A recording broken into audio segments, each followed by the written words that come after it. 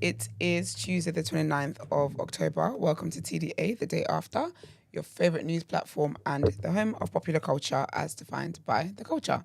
And I'm one of your hosts for today, my own royalty. And they call me E-Man, the pro-black activist, TDA producer and news analyst, melanin jam-packed. That's right. Good morning. Queen of BOE is Okay. back. Bowie, We back. how are you, girl? We haven't seen you in a while. Yeah, I've been through it. Mm. But the fact I'm here We thank God. is Black History alone. That's right. Amen. Soldier. You know what I'm saying? You can't bring the Queen of BOE down, you know? Not at all. Impossible. Not Try, at all. but you won't. You can try. Impossible. You'll fail spectacularly. Miserably. That's a bit ironic. The words both went for. Brent, good morning. Morning. How are you? I'm good, thank you. Alright. How are you, Good. Misty? I've been good. Well, I've been ill, work stressing, but I'm here. Do you normally get ill this time of the year? No. It wasn't like E-Man's ill. He's never seasonal, child. He's just all year round. But it might have come from the same source. You know, the white man's trying to get us. So, Good morning, everybody. wait a minute, Brent. What? You didn't ask me how I was. Yeah, I know. You be like that. You're gonna just say, Can't complain. But I need the opportunity. You know what I'm saying? This is how they say What to complain? black men we don't share and talk. You know what I'm saying? Yeah, but you don't share and talk. I'm glad. One day I might. I'm glad it's a black man on black man crime, child. Leave me out of it. "How are you, mate?" Yeah. You know, I can't complain on that. You're a joker. It is what it is. It is what it is. All right. Good morning, everybody in the chat. Good morning, Akuya.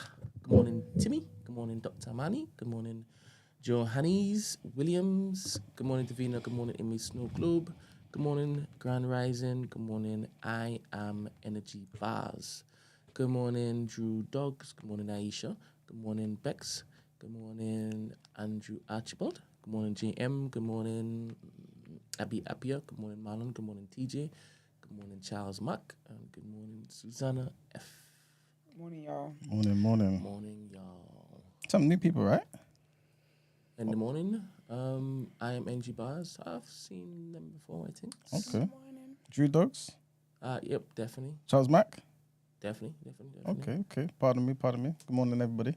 Morning, everybody. I think Charles Mack changed their picture, but they've been here before. Okay. Beautiful.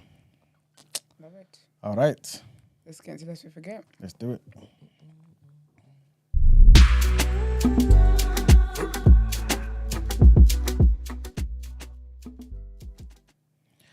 All right, people. Happy Black History Month. As you guys know, this entire month we've been bigging up the unsung heroes, people that you may know very, in a very familiar way, but some people you may not know at all. You know what I'm saying? But all the same, all of them have contributed in an amazing way to the plight of black people. And so today, we want to big up a gentleman by the name of Norman Beaton. You lot will recognize him when he goes on the screen.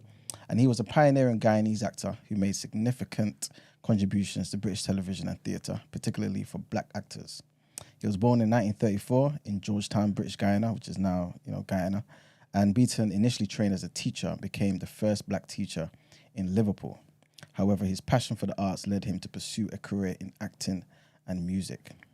Beaton's most notable role was as Desmond Ambrose in the Channel 4 sitcom Desmonds, which ran from 1989 up until 1994. Legend.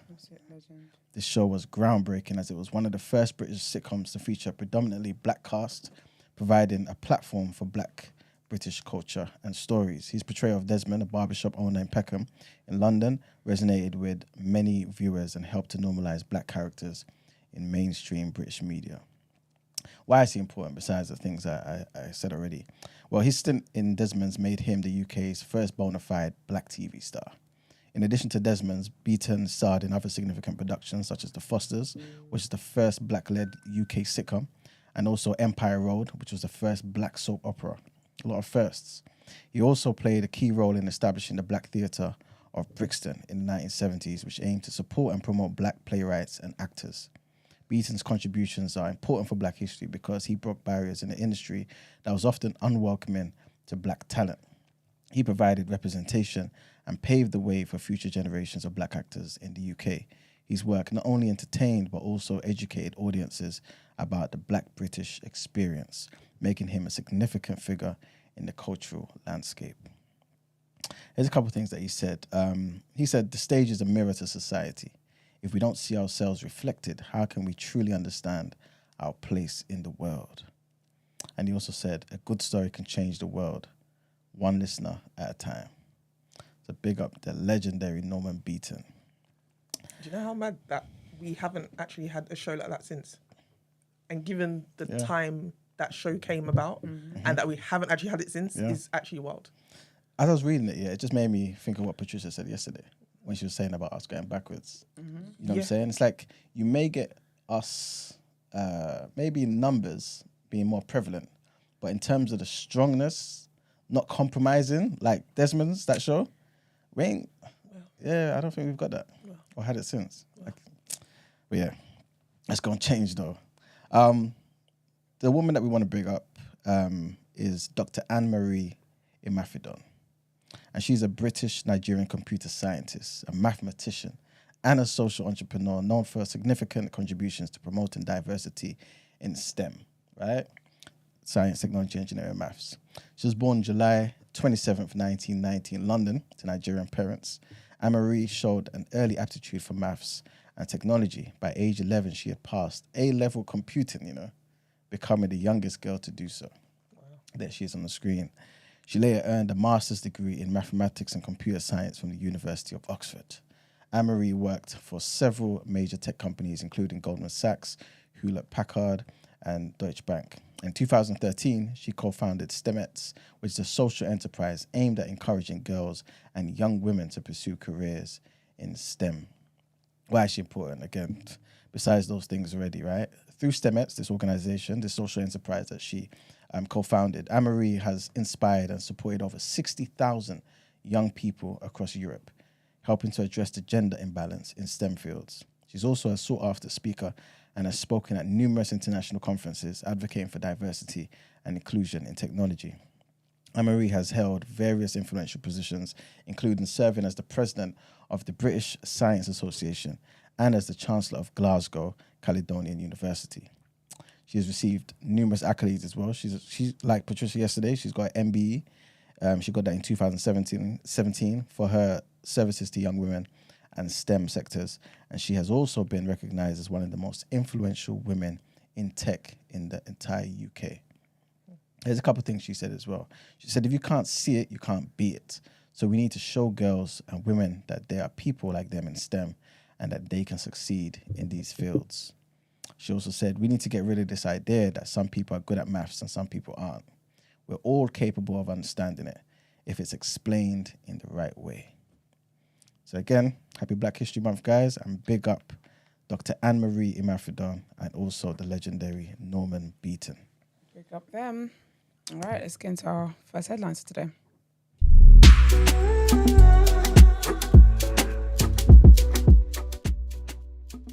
Yeah. All right, people. So our first headlines. You guys' sister is back in the news, man. Kemi Badenoch. That's right. She's back in the news. She has left. I was thinking, I don't even know who you're talking about. You know they're actually on a campaign now to destroy her. This is not nice. But do you know what it is though? My loyalties to black women, I will not stand for that. I don't like her. But I don't believe that, like, black people can be stupid in it. However, I'm not, like, it would never be okay with me for everybody to just make them a victim of, bullying and stuff. 100%. Because now they're doing silly things. I saw the other day that apparently she's always late to everything. We didn't need to know that. Because first of all, Boris Johnson was early, but look how he looked. Should have been late. There you go. Should have been late. I know that man wasn't showering, allegedly. So, no. Yeah, it's not nice. I'm not here for that. And funny enough, sorry, what are you going to say? No, sorry.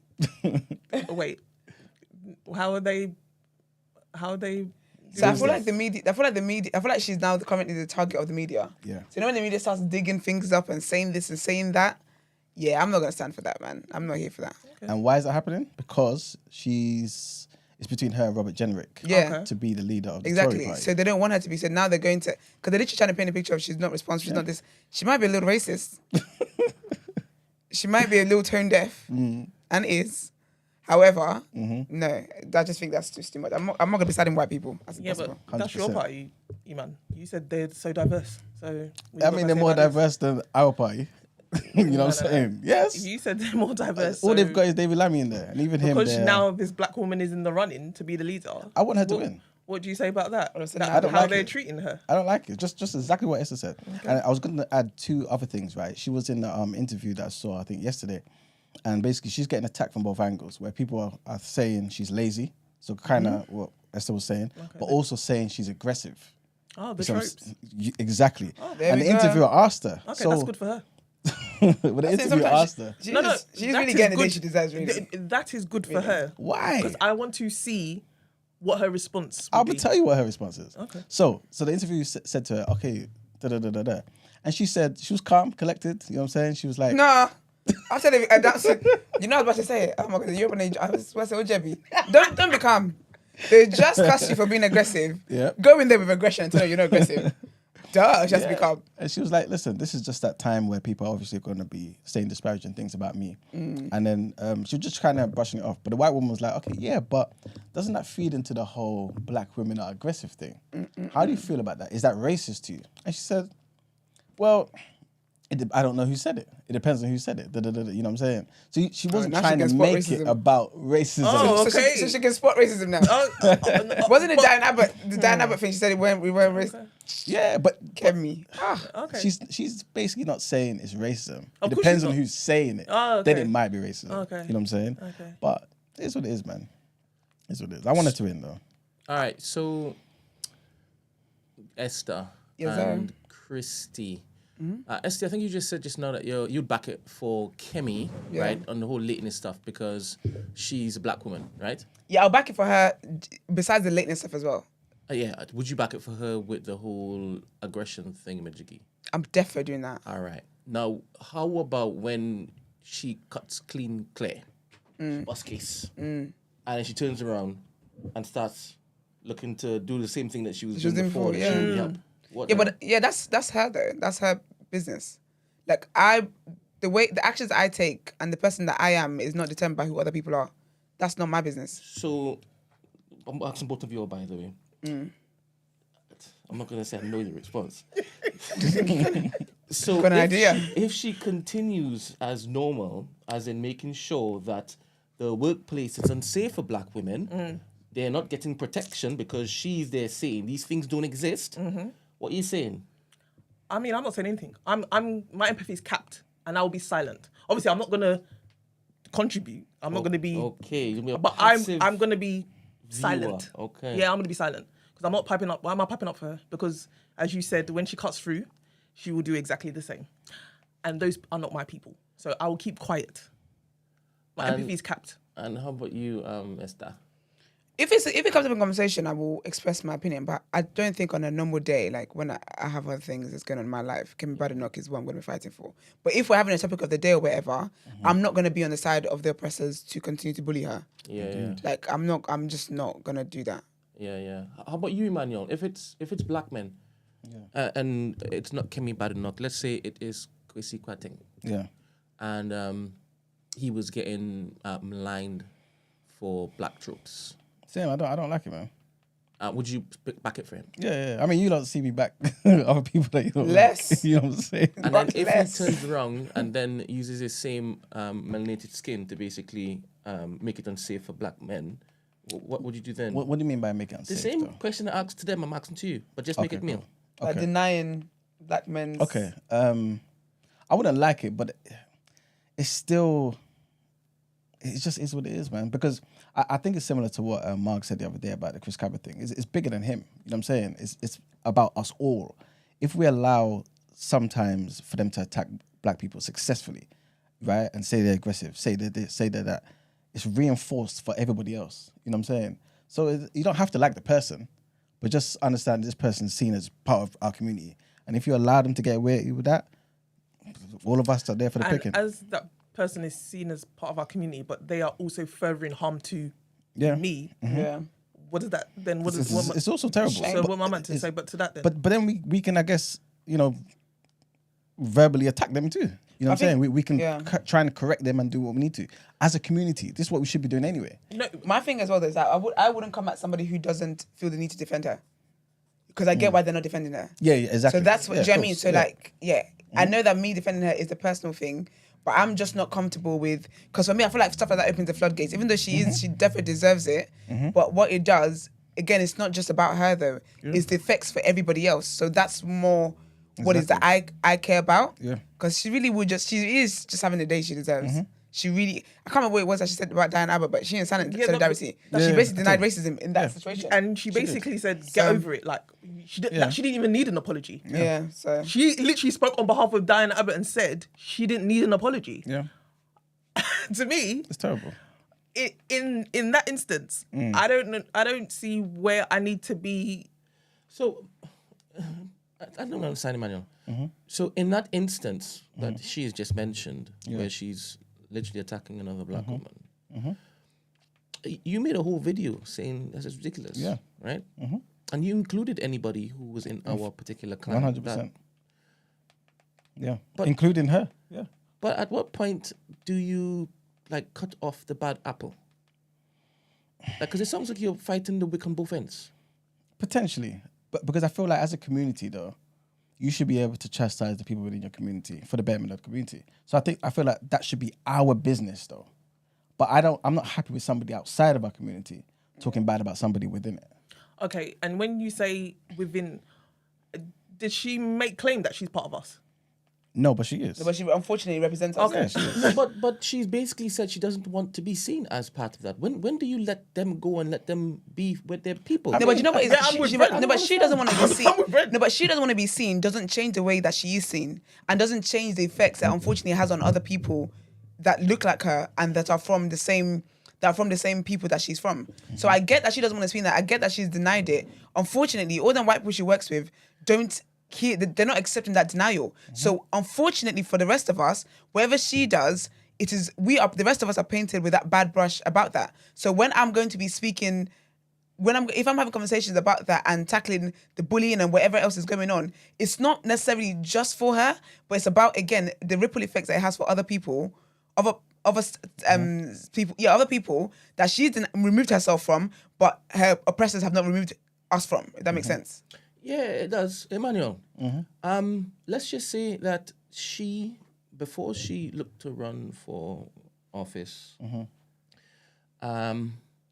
she's there saying the same thing, like Diana is just chatting rubbish, there's no such thing as this, that, and X. And she goes past that, and she drops in more, she opens the gate to more, or for more. And then she basically comes and tries to basically get you to vote for her. What would you tell her? I'd remind her of what happened before. How about if... But remember, I vote for things that's in my interest. No, forget that. I'm creating a completely hypothetical situation because there's no way your solo vote is going to basically make her prime minister, right? But more so that you're kind of campaigning for her to actually have more power to do more damage to the same people that you're saying needs protection, right? How can you advocate for that? In a hypothetical. So if she's if she's trying to be prime minister. I've created this hypothetical, right? So because in my mind, you're keeping her in power. If I'm voting for her. Forget about the voting. So what are you talking about then? How am I keeping her in hell. power? Let me try better. Bloody hell. Let me change the question entirely. Okay. Is there any scenario, any world in which it is that you would look to sever a black person from the community? Oh yeah, of course. What world is that? Paint it for me. To be fair, it might not be even. It might even be similar to Kemi Badenoch. So even for example, if I felt as though she was doing certain things that was bad for the black community, right? And I was like, okay, you know what, I'm done with her. I would still feel a particular way if somebody outside of the community is attacking her. Because as much as you want to try and deny Sorry. Are you going back to saying what you said before?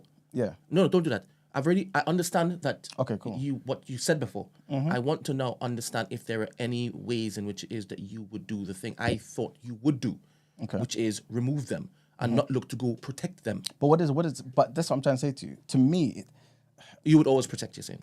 I would always feel some sort of way, unless, I don't know, I'm trying to think of this hypothetical where they could say something crazy. If they say something crazy about Africa is, I don't know. Like when Trump said Nigeria's a shithole. Yeah, it's something like that. You can't say it. Remember I had this conversation with you one time. You can't say No, it. sorry, my brain does not work as fancy as yours, right? Yeah. So I can't focus on the things Oh, you're now my brain's going. fancy.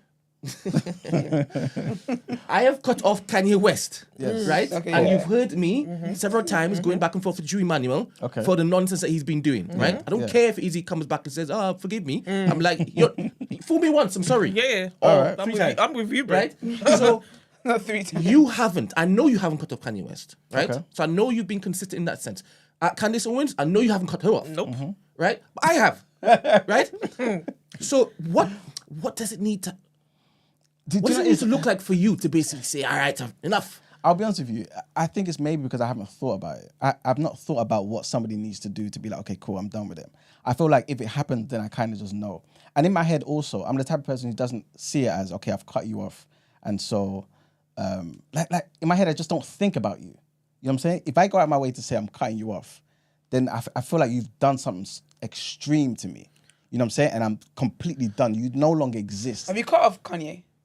No. No, you haven't. Have you? No, because in my head, I've not thought about it. I've just you- thought, okay, you he's know over you've there. actually cut off. So That's wait, what I'm saying. question. Yeah, I just don't. Question: If she, so you would be happy for her to be the leader just because she's a black woman?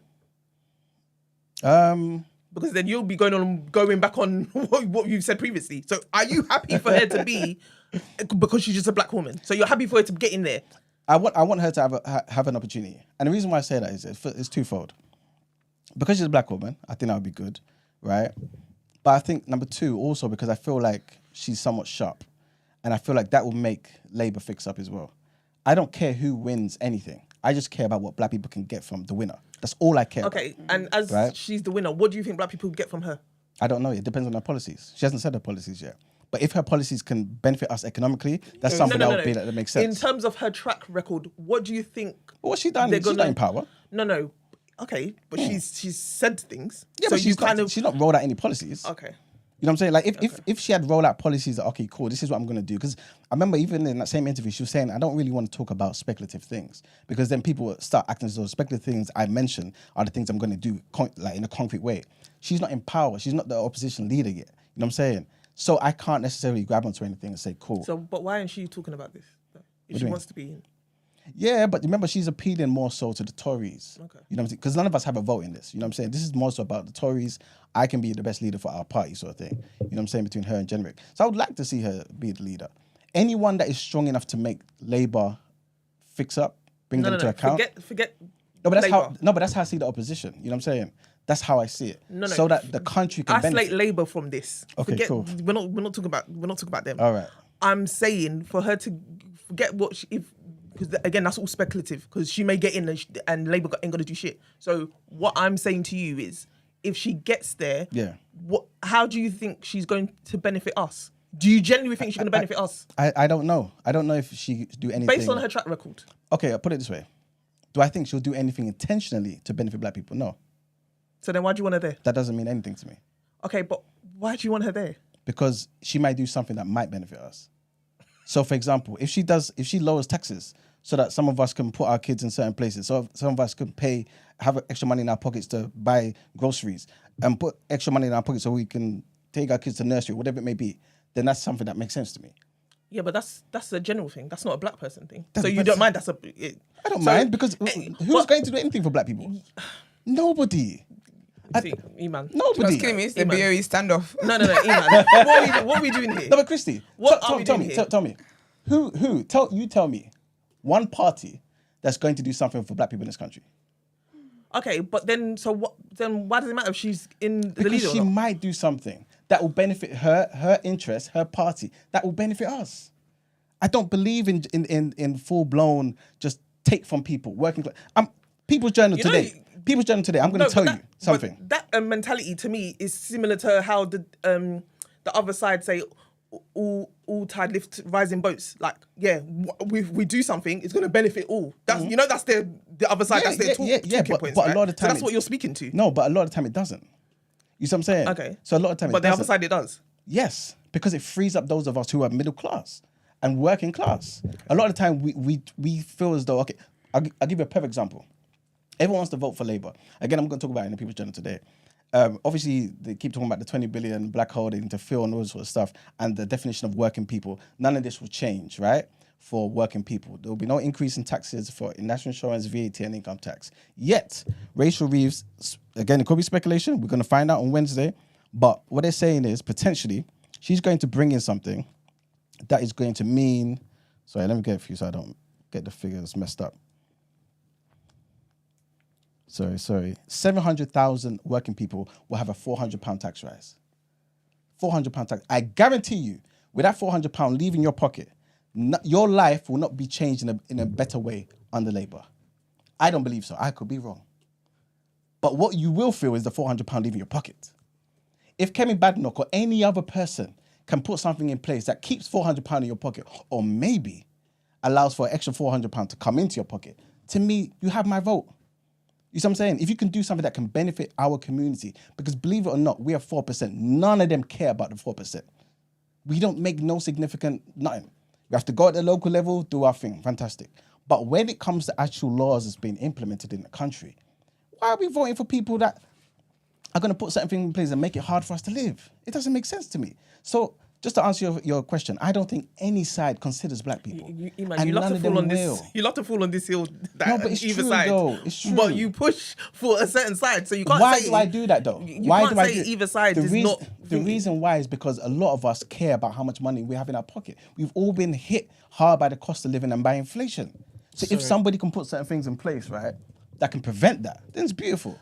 Would you, going back to my question, Yeah. would you ever challenge Kemi Badenoch in front of the nation if she's saying things that denigrates black people? Most definitely. But you're not protecting her in that moment. I don't say that, but that's me. If anything, I'm protecting her from being insane in 20 years' time because she's thinking stupidity. So you would denigrate her, you would embarrass her. No, it's not about in front of the embarrassment. world. That would never be my intention. No. So I asked the question specifically. You said, would I and challenge now you're her? saying it would never be your I'm intention. not going there to denigrate her. Listen in carefully. public. Listen carefully. If I'm she listening. says something absolutely wild on national TV, Yeah. and you're also there sitting next to her, Yeah. and it is denigrating the black community, Okay. would you finish her? Okay, I would. Then don't. No. tippy-tappy around it. The way you said it first. In that moment, you are literally looking to brush her, right? Yes, but And it's that's just in a bonus. front of the world. That's yes? just a bonus. The most important thing for me is to correct her very strongly and be like, listen, none of this makes sense. So you would still do kitty gloves? No, it won't be kitty gloves because she's not doing kitty gloves with me or my community. Okay, so Iman, can everyone be saved? Oh, no. Okay, We've had this conversation. Exactly. If we've had this conversation on that premise, Yeah. why would you? It's not about me trying to save her, though. You know you are in It's that not. by saying you talk like you are because you even said you don't even know the line. What do you mean? You don't even know the line. Yeah, because he's never line? thought of it. He never. Yeah, exactly. Oh, the line. Okay, cool. You don't even thought about it. Like so that to me Yeah, it means you maybe- think they can. There's an elements of them can be saved. Maybe there's an element of hope, but I know for a fact certain people can't be saved. Yeah. You know what I'm saying? I know that for a fact. And you I would guess allow them to And fester would you within depend- the community, to rot more. Yeah. It's not that. Remember, I feel like a lot of things in the community should be decided by the community. So if let's just say the community was made up of our 4 voices in this room, and 3 of you said, guys, I think it's time to sever ties. I'll be like, fantastic, let's sever ties. That's how it would be. So you would literally remove people from the community that are... If we're deciding, remember I've said this before, I believe the same thing about culture. I believe the same thing about a particular thing. I just believe the culture has to make a decision. All right. If we decide. All right. No, I'm fine. You've said Yeah, what I need you 100%. to say. Thank you very much. But yeah, that's how I feel, man. But yeah. All right. I didn't even say a headline. First headline. Well, Kemi Badenoch has suggested that she will offer all 6 candidates in the Tory leadership race a job in her shadow cabinet if she is elected leader. Right? The Tory leadership hopeful who is competing against Robert Jenrick to become the next head of the Tory party said that she did not know if they would like the role that she would give them, and that she has not yet made any offers. The current shadow housing secretary, who served as a business secretary when the Conservatives were in power, dodged questions over whether she wanted to be prime minister, saying her ultimate ambition was to make the country more conservative, to deliver better growth and a better life for everyone. She told the Politics Hub with Sophie Ridge, I don't think it's about wanting to be prime minister. I think it's not an award. It's not like winning a competition. It's actually a very serious job that requires a lot of sacrifice. Acknowledging the potential downsides of the job, including the toll it can take on family life, Ms. Badenoch said that the role of prime minister changes your life forever. It changes the life of your family. So I'm very, very wary of saying, well, I want to be prime minister. Next headline, and the former Chancellor Jeremy Hunt has accused the independent fiscal watchdog of lacking political impartiality ahead of its review that could be critical of the Conservative government. The previous government has been accused by Rachel Reeves, the current Chancellor, of leaving a £22 billion financial black hole between income and promised spending in the public's finances. Ms. Reeves said that she only became aware of it upon entering government, as information was withheld by the Tory government from the Office of Budget Responsibility, OBR. The OBR review into the issue of possible withholding of information in the past government's departmental spending transparency will be published on Wednesday, which is the same day as the budget. Mr. Hunt said, I do not believe publishing a review with criticisms of the main opposition party on the day of the budget is consistent with political impartiality. And our last headline is, the Prime Minister described video footage that emerged of MP Mike Amesbury appearing to punch a man to the ground as shocking. Amesbury has been suspended from the party and has had a Labour whip withdrawn after the CCTV and mobile phone footage appeared on Sunday. Sir Keir Starmer responded. He said that the party has moved very swiftly. There's now a police investigation, and in the circumstances you will appreciate there's not much more I can say about that. Cheshire Police said that a 55-year-old man had been voluntarily interviewed under caution in relation to the incident and was later released pending further inquiries. And that's it for the headlines. What's that on the screen? So just quick question, Maggie. What's the difference between turning on the phone and using Discord? Can you let me know Discord. What is so scary about Discord? Because Discord's very, very clean. I'll be honest with you, sometimes I get nervous that people might be listening to, I feel like, like when they say your phone is recording your conversations. That's why Maggie is scared of Discord? I don't know, I'm just putting that out there. I don't know. I haven't spoken to Maggie, So you think that Discord is recording your conversations? I don't know, because I feel like I don't know how to work it properly. Do you have conversations on Discord? No. So what the fair? I don't know how to work it, and it looks very complicated. Yeah. So I just avoid it. So in case I accidentally post something, I'm shouldn't be posting something. So Maggie, is that why you want me to turn the phone on? Because the phone is not it's not 4K. It's not high definition. Let me know, Maggie, please. Because if more people want me to turn the phone on, I would turn the phone on. But I can't have more than one person on the phone. Yeah, exactly, yeah. But I can't have more than one person on Discord. And it's clear. Yeah, I think Discord is better, to be fair. Because the phone one, we don't be hearing you. Some of you be in a car. Some of you will be on a train. Sally has some kind of random background noise going on. Yeah, let's just not. It's better to do Discord. All right, it's okay. I'll wait for Maggie to speak. Because Chijoke is speaking for her. Hey. What did Chijoke say? He didn't be the charges. What did Chijoke say? What did he say? Oh, man. Maggie's worried about the Wi-Fi. Chijoke. Hey, I'm telling you. Chijoke, how many times did I call you? He would do great on 140. I'm telling you. What? Apparently, and Von as well says he's also scared, which No, I find that hard to believe. Von is just protesting because... Yeah. I can't remember the last time I heard Von's voice. Yeah, he hasn't. Esquire hasn't. It's unacceptable. And yes, I might turn the phone back on 100%. And then when I say the phone's not connecting, when you call and I have to put the phone on speaker and put it by my microphone, then we will see what happens. Yeah, I don't want to see what happens. Yeah, don't do all that, man. Maggie, you ain't even turned up to a TDA event yet. No, don't do that. Sorry. No, she has a valid reason, and she'll be at the next one anyway. Okay, which is the last one of the year, right? Yes. Okay. She'll be at the next one. You're forgiven, Maggie. Yeah, she will always be forgiven in my eyes, to be honest. To be fair, she's a Yoruba person. So. You just put it on blast. I thought she was something else, My man. eyes. Can you imagine where you're ripping for Kemi? Because she's a Yoruba woman. You see? There's my bias right there. Okay. There's my bias. Right. Anywho, I think we...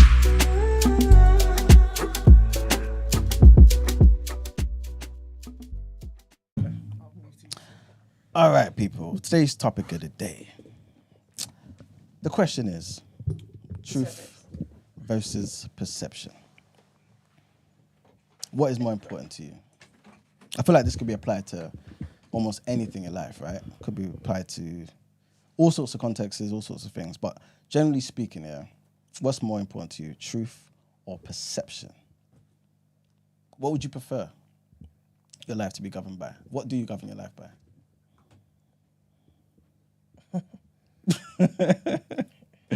Talk to us. It depends what angle are you getting at? I mean, you just speak generally first, innit? Obviously, truth. Okay, you know what? Let's do this. I need you to put a scenario because I Alright, need to know cool. where you're going. Yeah, All right, yeah. cool. Oh, in fact, we're going to go into different things. But is there a context where you prefer perception over truth? Yeah. If someone does something to me, and the way I perceived it is X, and you're coming to tell me, but the truth is Y. I respect it. I don't care about the truth. I don't care about the truth. You're avoidant.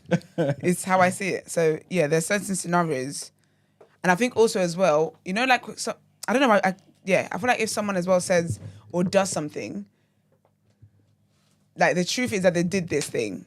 However, what it can be perceived as or what the message of what they could have done is different. So there are times where perception for me over truth. What about someone's opinion of you? Do I care? What's the question? Yeah, basically, well, like... No, because again, even with that as well, people will always, it will be about what you think. It will always be your perception and not always, but it can be about your perception rather than actual factual. Okay. And do you mind? So if for example, I don't know, the population views you in a particular way. Everyone's watching views you in a particular way. Yeah. But that's not you. Yeah. Do you mind? No, it depends how much impact they have on my real life. I think I only really care. I only really care if it's the closest relationships to me. But even with that as well, that doesn't mean that I'm going to spend the rest of my life pandering to it. Yeah. Do you know what I mean? Like I care about the people that's close to me, but if, for example, the people that are close to me are hell-bent on misunderstanding or they just don't get it, I have peace of mind with that because that's okay. Okay. You don't need to get it. It's all right. Okay. Christy, Brent? Obviously, I'll more so lead with the truth. It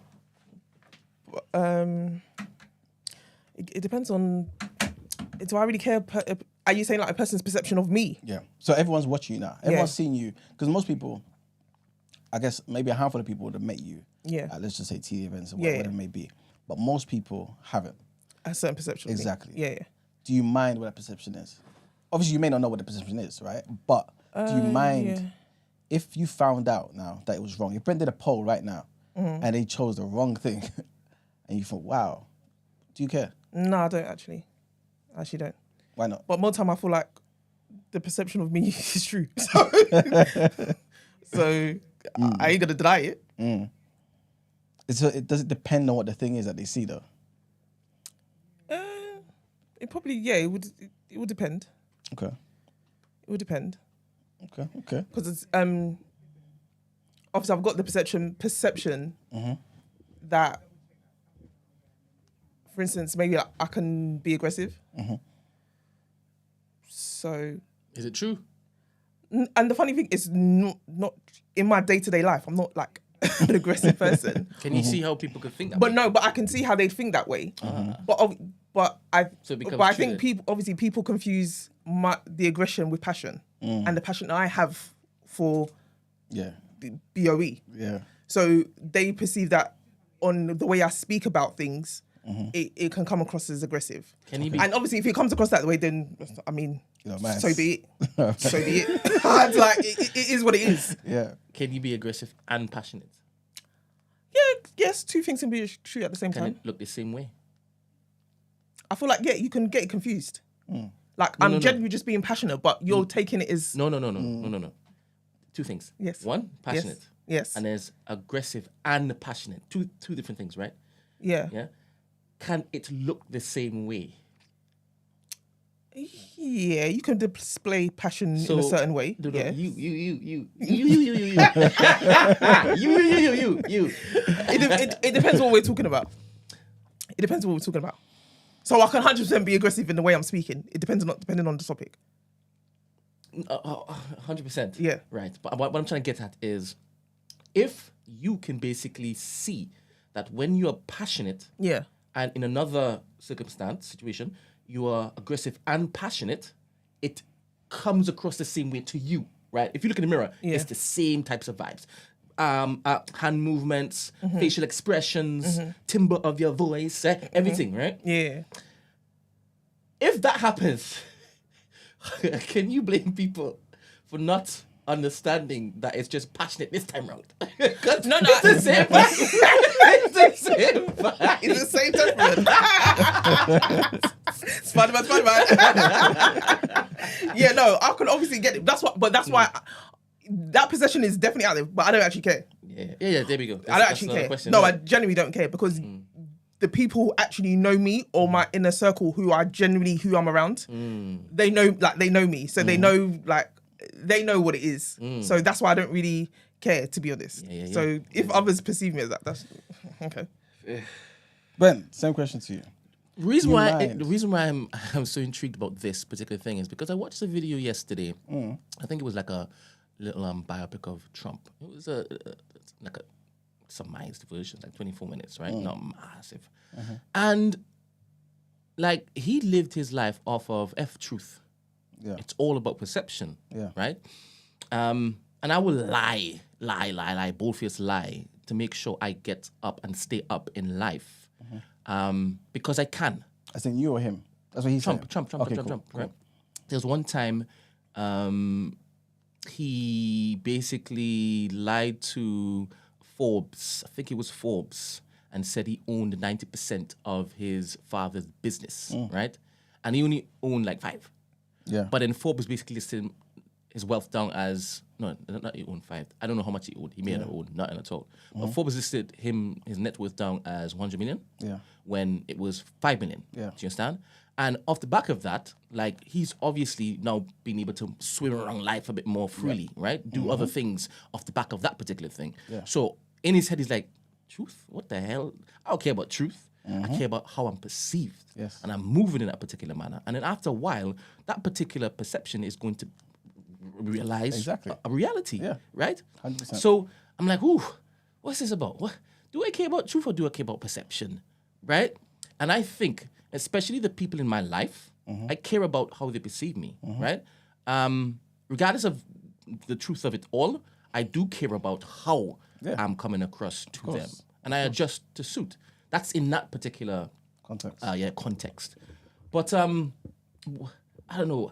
I don't know if it is I can subscribe to faking it until making it in the sense of my skill set and my desire, because I'm overflowing with blessings. Do you understand? So in that sense, in that context, I don't think the whole perception stuff is this, that, next. But I have to be mindful of how whatever it is I am outputting in that particular pursuit of succeeding, if it's not perceived in the right way, it will be all naught. So I need to basically, be careful and manage it and chop and change to whatever door I'm going into, it achieves my particular purpose.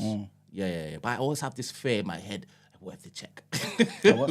Whatever it is I'm moving on the whole inflate or jig a bit.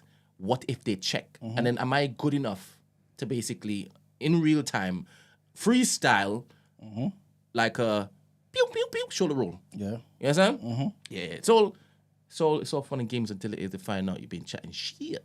That's if they, but that's if they find out, right? You know what I'm saying? And this is what somebody like Trump banks on. Will they check? You know what I'm saying? But back in the day, they didn't. Yeah. I think now they're fact checking. I mean, he went to the Roc the other day. People are said, this is the 32 lies that he told on the thing. But the majority of people don't even care. To society is like, whatever. Yeah, It's facts. like, whatever. 100%. Yeah. So that's my response to the initial question. You mentioned something there about your skill set and all that sort of stuff, right? Yeah. And obviously you're blessed with certain skills and whatnot, but there will be more skills you will get 10 years from now. Yeah. Is truth dependent on time? What I'm trying to say is, right, when you're 150 years old, Brent, and it's time for you to transition, and on your tombstone or in your eulogy, they're talking about Brent did 100 different things. Right now, you can only do 25, right? But when you're 150, you would have done 100 things. They'll be saying Brent was a guy who did this and reel off 100 things. There was a time when you couldn't do the 100 things. When you couldn't do it, would it be wrong for you to identify as somebody who could do it when at the end you did do it? Yes. I mean, it depends on my outcome, what I want to, I guess, achieve in that particular moment. For example, if somebody is writing, like, I don't know, like an article about me, and they're asking me, how many things can I do?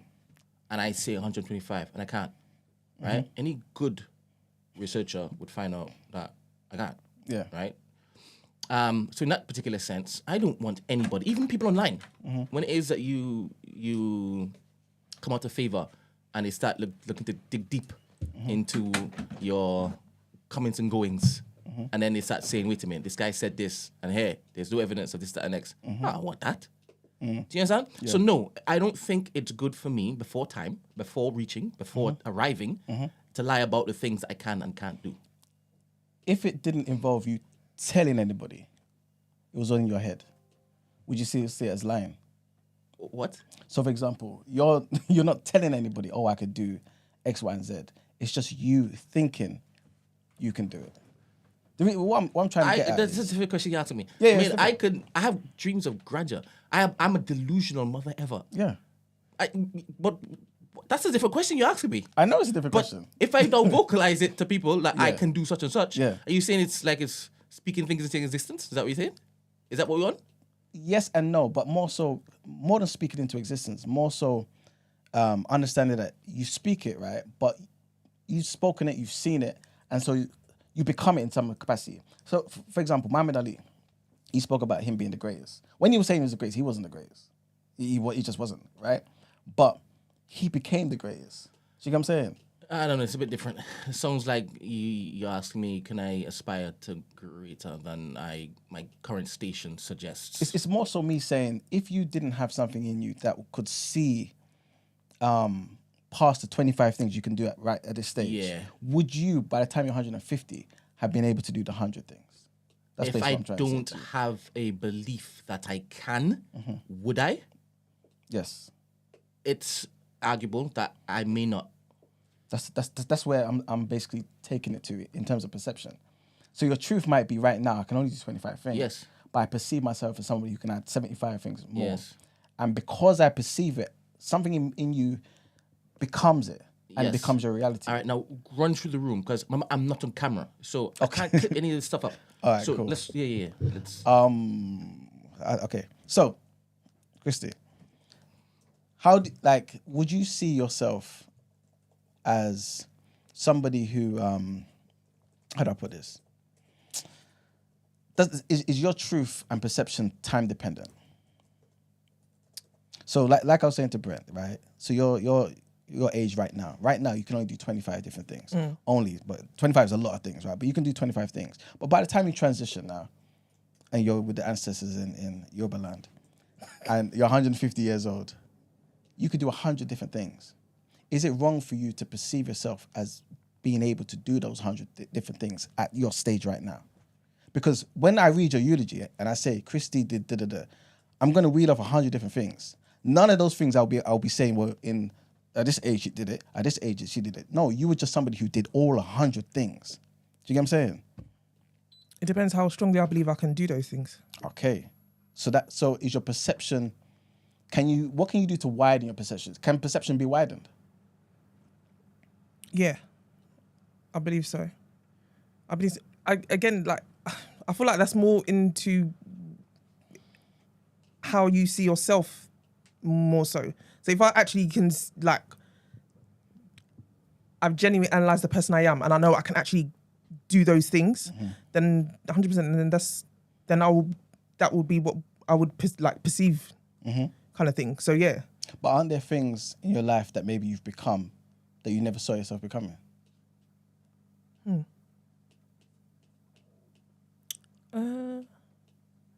Yeah, that's true. Yeah. So if you saw yourself becoming something, is that enough? Obviously, it's not enough. You need to now do something about it, right? But at that moment in time, it's not truth. So that moment in time, your perception, you seeing yourself as that person who has 100 different skills, is more important than what your truth is, right? At that moment in time, potentially, I'm asking.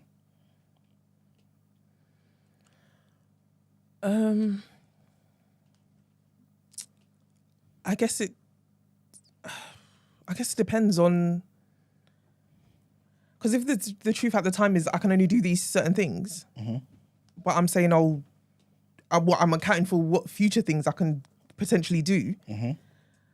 I guess, I mean, I can convince some. If I convince some of it, then so be it. Convince who of it though? Is it more important to convince yourself of it or somebody else? It's more important to convince myself, to be honest. Again, because I'm not really looking at the outside people. So I tend to not look at the outside people to dictate. Yeah. Because a lot of people can tell me a lot of things. But I'm the type of person that, okay, if 5 people can tell me so many things, it don't mean nothing. I'm moved by what I'm moved by. Okay. One said something. It says you can't perceive yourself because you know yourself. The perception is what others hold to be true about you based on your projection. The truth is your personal knowledge of yourself. Is this more so a definition sort of thing, or basically saying... No, he's saying that you've basically conflated two things. Okay. And Chijoke has summarized that by asking a question. Okay, what's Chijoke's Because he's saying you're basically talking about self-belief, but you're saying it's perception. But can't the two be intertwined? Because self-belief is sometimes is what you see, perception, right? It's like you need to be able to see something from a particular context. All right, so that's, I guess, perception on this end, and then the other one is perception on that end, no? Yeah. Okay, so more so what other people say about you. I guess you should specify, like, what aspect, what angle. Okay. You're talking about. Okay, I'm also talking about what you perceive about yourself. You know what I'm saying? Then we can, I guess, go to the other side of what people perceive about you. And that particular perception of oneself, you're talking about a future, right? So that's where the whole self-belief aspect comes in, right? Yeah, I guess so. But I feel like belief implies something that's not, that may not be true. Do you see what I'm saying? And this is why I said to you, when you transition. All right. And do you know what I mean? I agree that belief implies something that may not be true. But you would also say you believe that 2 + 2 = 4. I don't think I would. If I was being strict about my language, I wouldn't. You would just say that's fact. It's a known something. So it's not a belief. It's not at all. 2 + 2 = 4. It's not a belief at all. That's a knowing. You would say yes if someone said, "Do you believe that?" You like, yes, I do. Yeah, because I feel like they're just talking to me like they're not being strict with their language. You see what I'm saying? But it's more than a belief. You know what I'm saying? Interesting. It's a knowing. Like that, there's no two ways about it. Okay. 2 units plus another 2 units will always give you 4 units. Okay. So for you, the things that you deem as fact, you can't say that you believe them. If I'm being strict about my language, it's not a belief anymore. God damn it. 100%. This is what. Yeah, 100%. I would rather say, yes, I believe it to be true because of what I have decided governs my reality. That's why, I'll place belief in it. Yeah.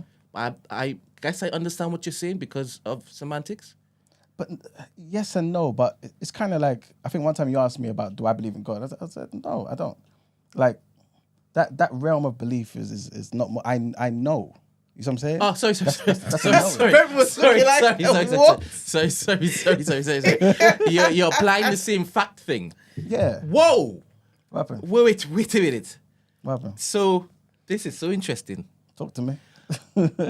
I used the 2+2, Yeah. and you said it was fact. So you don't say belief. Yeah. And you parallel that to your stance with God. Yeah. It's a fact, you're saying. It's a fact. How can you prove that? Because you would say you can prove 2+2. Yeah, only because 2+2 is maths, and maths has certain rules.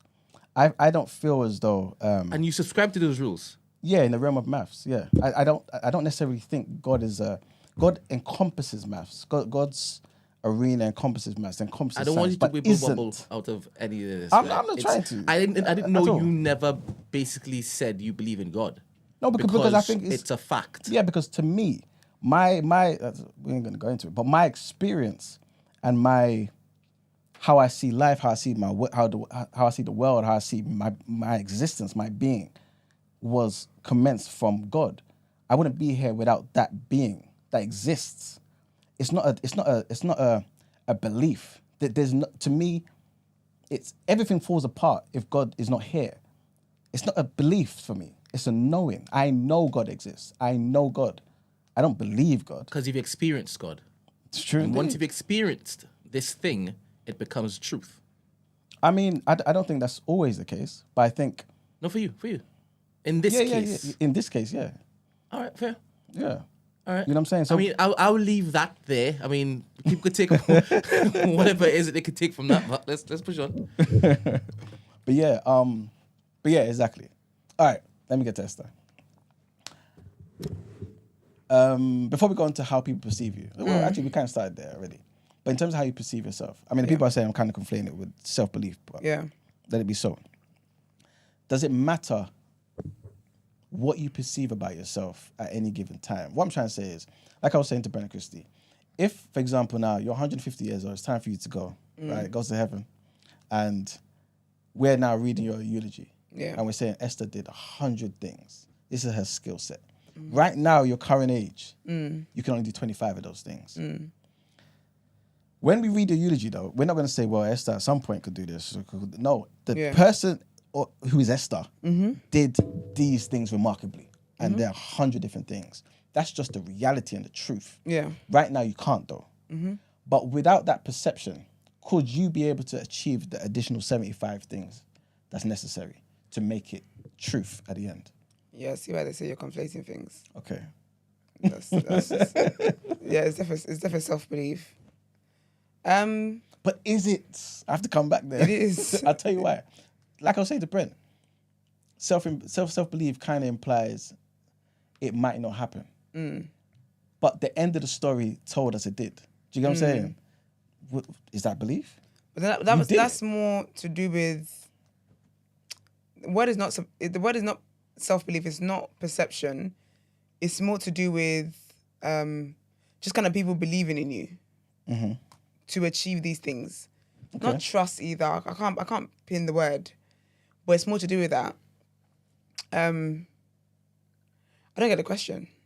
At that point in time, I guess at this point in time, Yeah. you know the end story, which is Yeah. that you achieve 100 things. By this point in time, what's more important, perception or truth?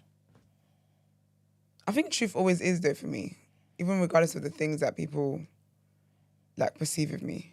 Okay. But I think for me, it's always about my truth. But because even sometimes I don't perceive myself in the best light.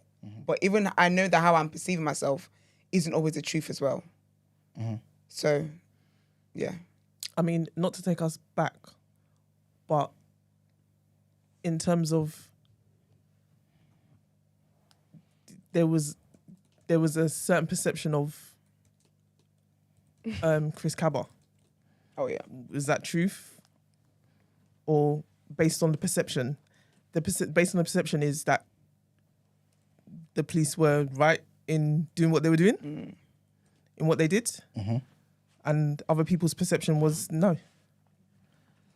But what's the actual truth in that scenario? I think the truth would be dependent on the scenario. It would depend on what the right thing would be. And I think the right thing is determined by society, by the laws. You know what I'm saying? And yeah. Yeah, because is it truth that it was a lawful killing, or was it truth that it was unlawful? My Because personal he got opinion, acquitted for it, as it was. yeah, good point. But then, yeah, I think the way it's tough though. It's tough for me, right? When it comes to the justice system, because I feel like in court, if you lose, you lose. You are not guilty. You know what I'm saying? That's how I see it. Or rather, you are not. Yeah, you're innocent basically, and vice versa. But I think in terms of what we saw with the court case, we saw that he wasn't guilty of murder. And I don't think most of us feel like he went there to murder him anyway. I feel like a lot of us see it as gross negligence. And if it was a manslaughter charge, we may have Martin Blake in prison. We may do, right? And this is why the law is so important, you know what I'm saying? Because the perception is, okay, do I see this police officer stepping into a particular position to shoot him, to kill him? Do you get what I'm saying?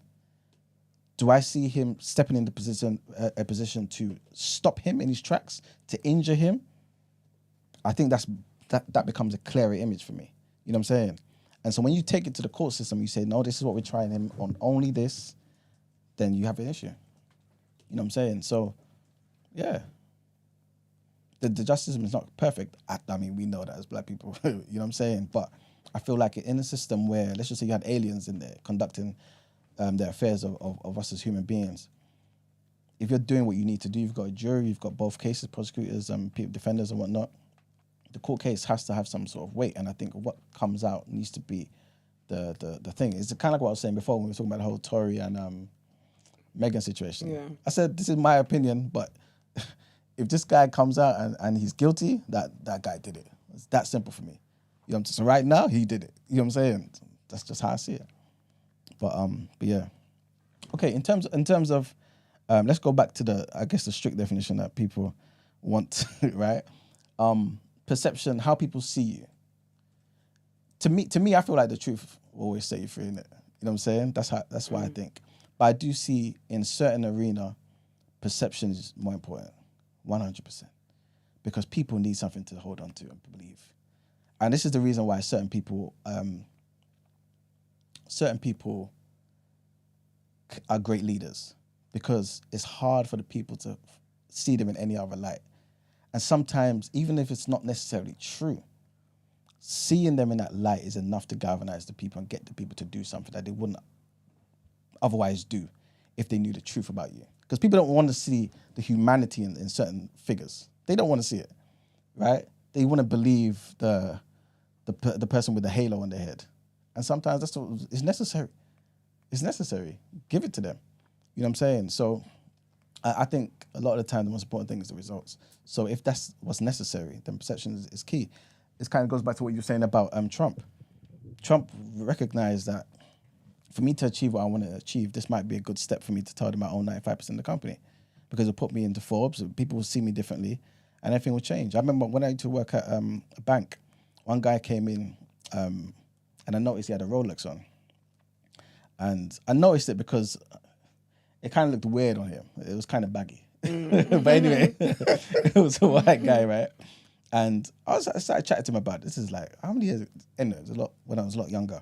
And I was talking to him. I was like, yo, talk to me about the situation, right? And he said, listen, the moment I got this, people saw me differently. People talked to me differently. I went into certain environments. Everything was different. Nothing else changed. The man don't look like he's now done. He hasn't done work in his face, changed his teeth, haircut. No, the man looks scruffy. No disrespect to him, just regular with a Rolex. That was when I saw him though. Obviously when he's going to certain events and whatnot, I mean, he would dress up the part. But the Rolex added the thing because he had been to those similar events without the Rolex. Do you know what I'm saying? The perception of him was better than his reality. He might be in crazy debt trying to pay off that Rolex. You see what I'm saying? So I think in certain settings, the perception is far more important. The issue I have, though, with perception sometimes is that I believe perception, it's kind of framed my initial questions. Perception is based on what you can see. If you could look at Emmanuel and your eyes are like this, then the nuances and the context, the reasons why I may make X decision or Y decision is outside of your scope. You know what I'm saying? Outside of your vision. So you would get it wrong every time. You see what I'm saying? And that's where it becomes an issue. But on some things where you're able to see something, then perception sometimes is definitely better than truth. All right, let me ask some questions to all three of you. First, I'll start with Esther, and then Christy answer it, then Iman answer it, right? All right, first question. When people hear or see things about you, do you prefer they see the truth as you define it, or the perception they interpret on their own, and why? The truth as I define it. Oh, why? Because I believe that's the truth. 'Cause I feel like when it's basically it's open for, if it's something to do with me, about my story, about something to do with me, and it's other people putting their interpretation on it, it's just too open for all sorts. So no, I'd rather you see it, if it's about me, concerning me, I'd rather you see it how it is that I see, and I'm telling you factually, so you don't get to project whatever your thoughts are on me. Christy? Run the question back again, please. When people hear or see things about you, do you prefer they see the truth as you define it, or the perception they interpret on their own? I guess it's how I define it. Why? Because what they're perceiving could be wrong. Emmanuel? The truth as I define it. Why? Because, similar to what I was saying before, I think perception is based on somebody's vision. And people's vision is very limited. It can be very expansive, but it can be very limited. Narrow eyesight plus a closed mind. What the hell are they going to see? I'm not interested in what you see in that particular context. Okay. You know what I'm saying? Beautiful. Next question, Esther. What's your answer? Yeah. No, I'm just asking questions. That's great. I'm Answer, asking my friend. I'm asking you the question now. How I define it, man. True indeed. Yeah. I am the arbiter and sculptor of my own reality. All right. Okay. Preach, In preacher. Jesus' name, amen. Preach, preacher. All right. How has social media impacted how you manage your own truth versus the perception others have of you? Have you ever felt pressure to alter one for the other? Look at that laugh.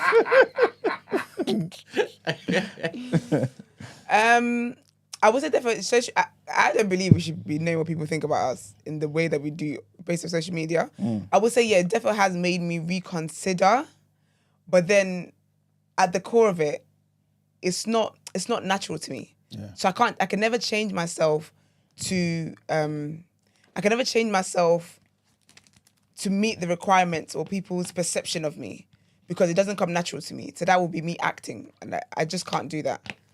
So what was the second half of the question again? Have you ever felt pressure to alter one for the other? Yes, I felt pressure, but I ain't done it because I can't, even if I tried. All right. Christy? Run the question again, please. How has, when I asked her, I beg you, No, because it throws me off. I knew that was your last. I knew that was your last straw. I knew that was the last straw. No, because I need to, because when Esther answers, it throws me off, so I need the question again. See them. I knew that was going to be his last straw. like a Gosh. boat in a bloody storm. No, go. See what I'm saying? Please, Damn it. My perception of you was that that was going to be your last straw, and the truth is that it was.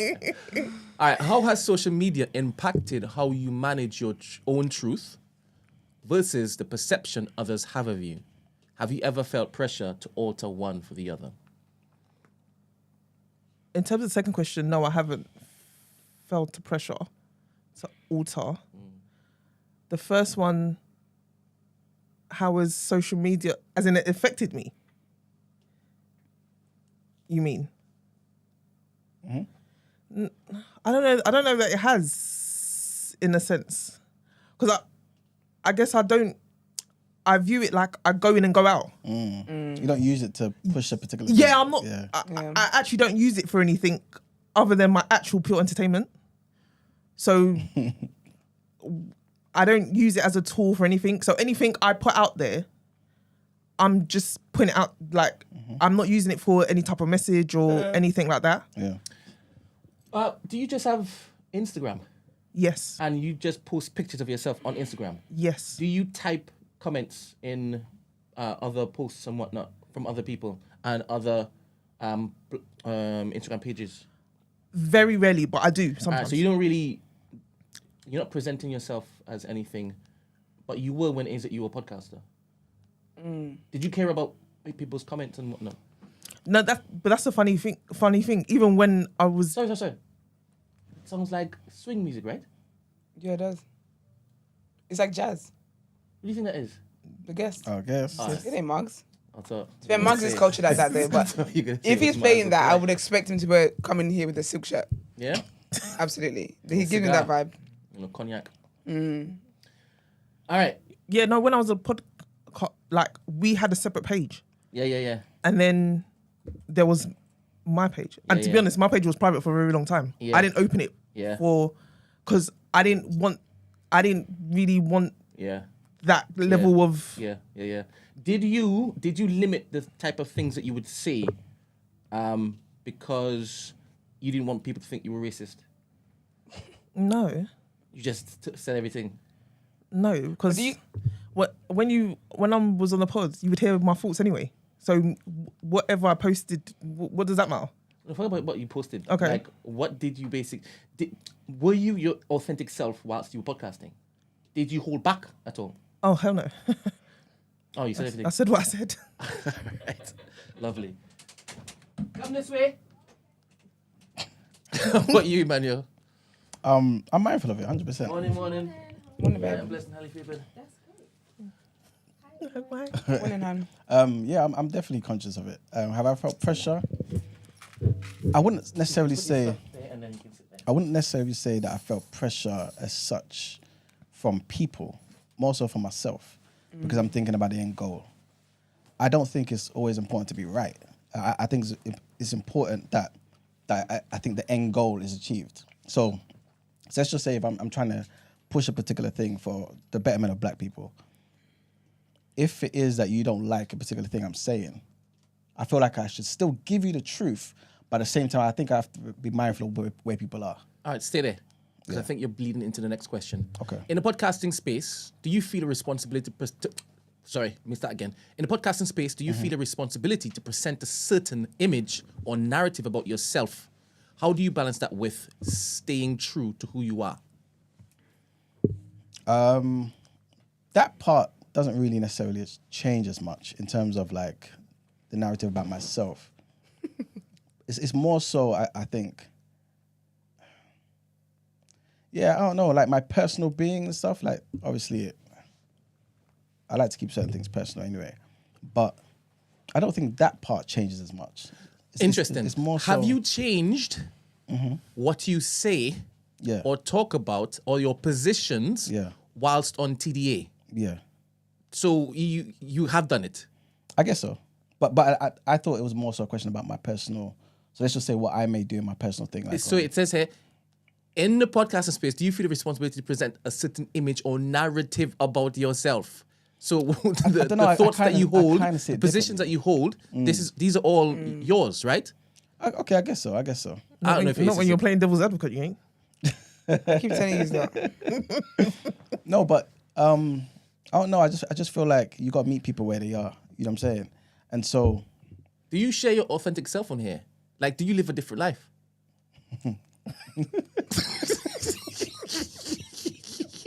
You're a menace. Why are you laughing? Why do you laugh like that? Why are you laughing? No reason. Anyway, no. I'm definitely myself, 100%. The only thing I would say is some things I don't think I am. How do I put it? Some things I just don't think is important to necessarily talk about or push too much, because like I said, people are not there. You know what I'm saying? There's certain truths, certain conversations people are not ready for. Yeah. And they could throw away the baby with the bathwater simply because they're not ready for that particular thing. Thank you very much. That's the quick draw. Do you feel a responsibility to present a certain image or narrative about yourself? And how do you balance that with staying true to who you are? That's tricky, actually. I definitely feel a responsibility being on the platform. But that's to make it's more to do with other people's needs and not never to intentionally harm people, or never to intentionally harm people. But then that so happens that that's who I am anyway. Like I'm mindful and empathetic in that way anyway. So I feel like it's just all aligns, but I would definitely say I do feel that.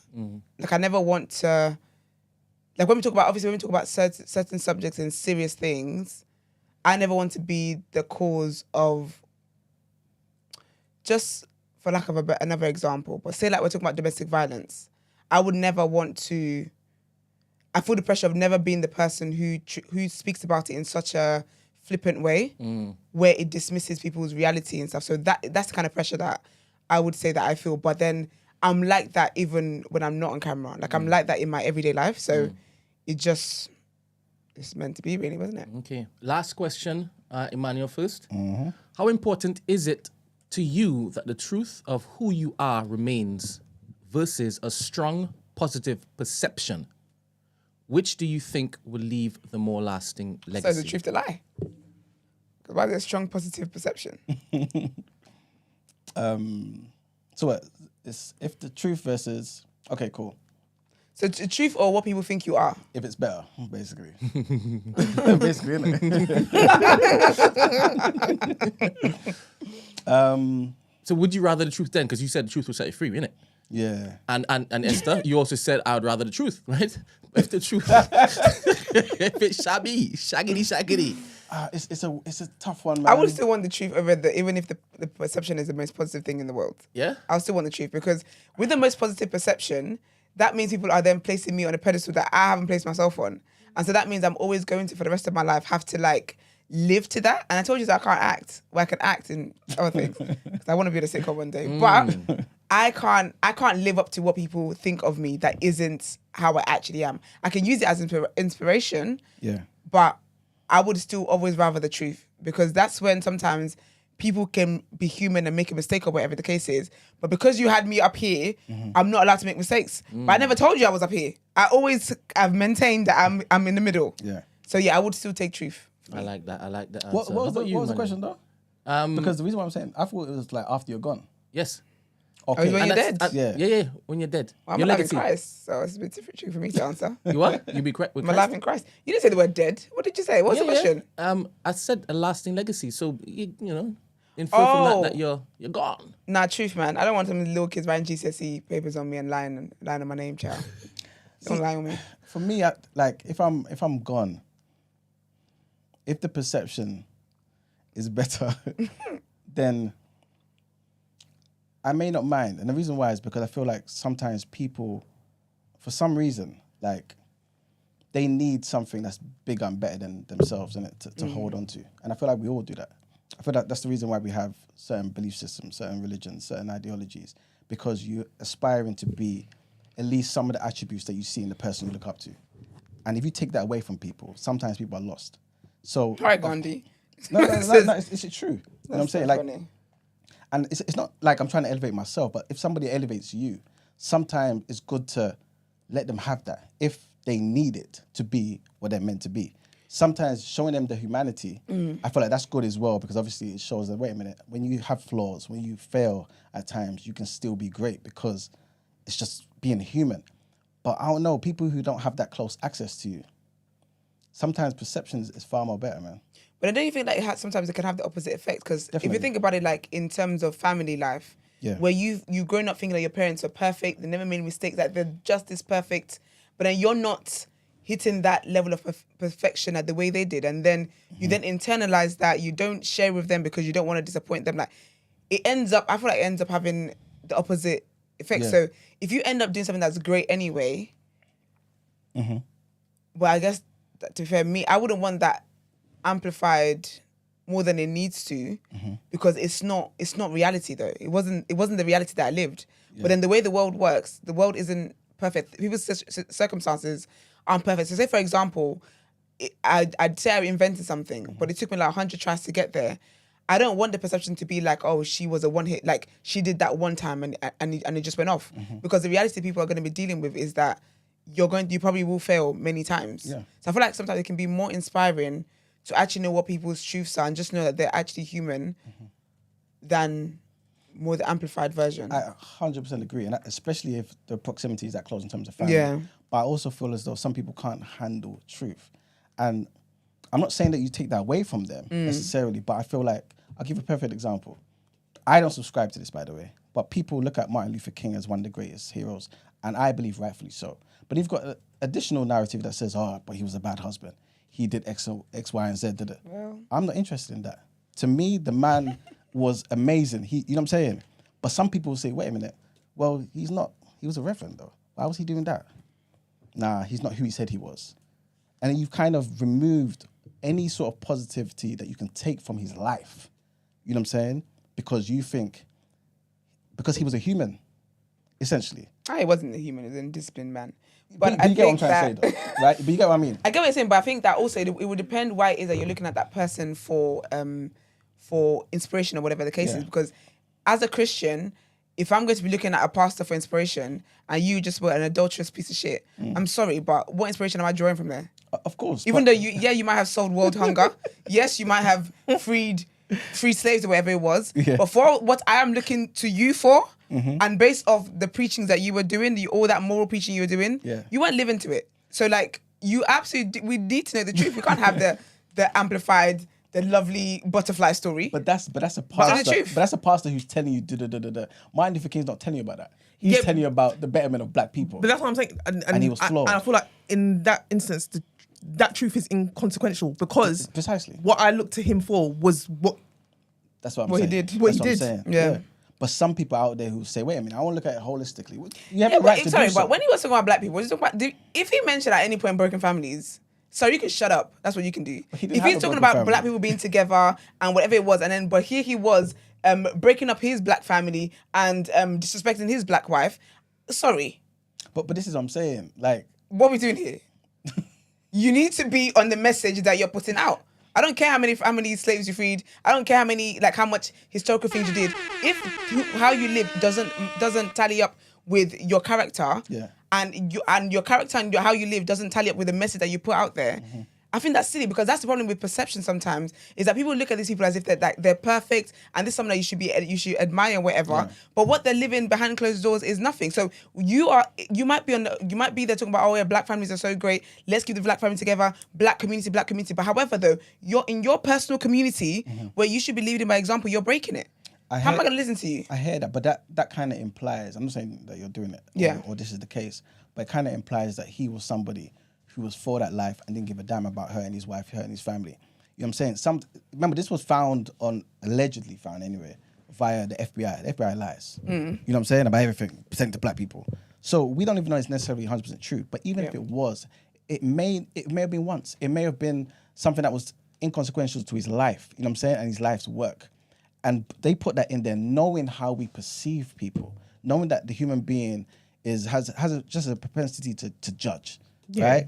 And it puts a chink in his armor. It does, so to speak. But you know what? I think that's whole story would I don't want to say save us, but would help us. You know what I'm saying? But I feel like that's where I'm different though, because if again this is the message that I'm putting out, and I understand how powerful this is, then it's also important then to show people that I'm not perfect. It's also important to show people that people have sometimes. These people that are doing this important work can also have flaws. Then be open and be transparent about it. Like you can't. I just personally, I don't think that two things can. I don't think it can coexist. I don't think that you can be living the opposite of what you're publicly preaching, but because you love the accolades that you're publicly getting, and this is not just him. Anybody that does this, of course. Because you love the public accolades that you get, you love the public perception of who people think you are. You just like that's very disingenuous because you're basically enjoying. You're enjoying the praises and the glory of what people think that you are, knowing damn well that's not who you are. But I don't necessarily think that's a scary leader. I don't think it's who he is though. But I get that it's not who. But it's not who he is because he did it once. But you did it. Allegedly, but because if we're gonna do semantics of because it wasn't a pattern or he didn't do it multiple times, it's not technically who he is, but it's who you are because you did it.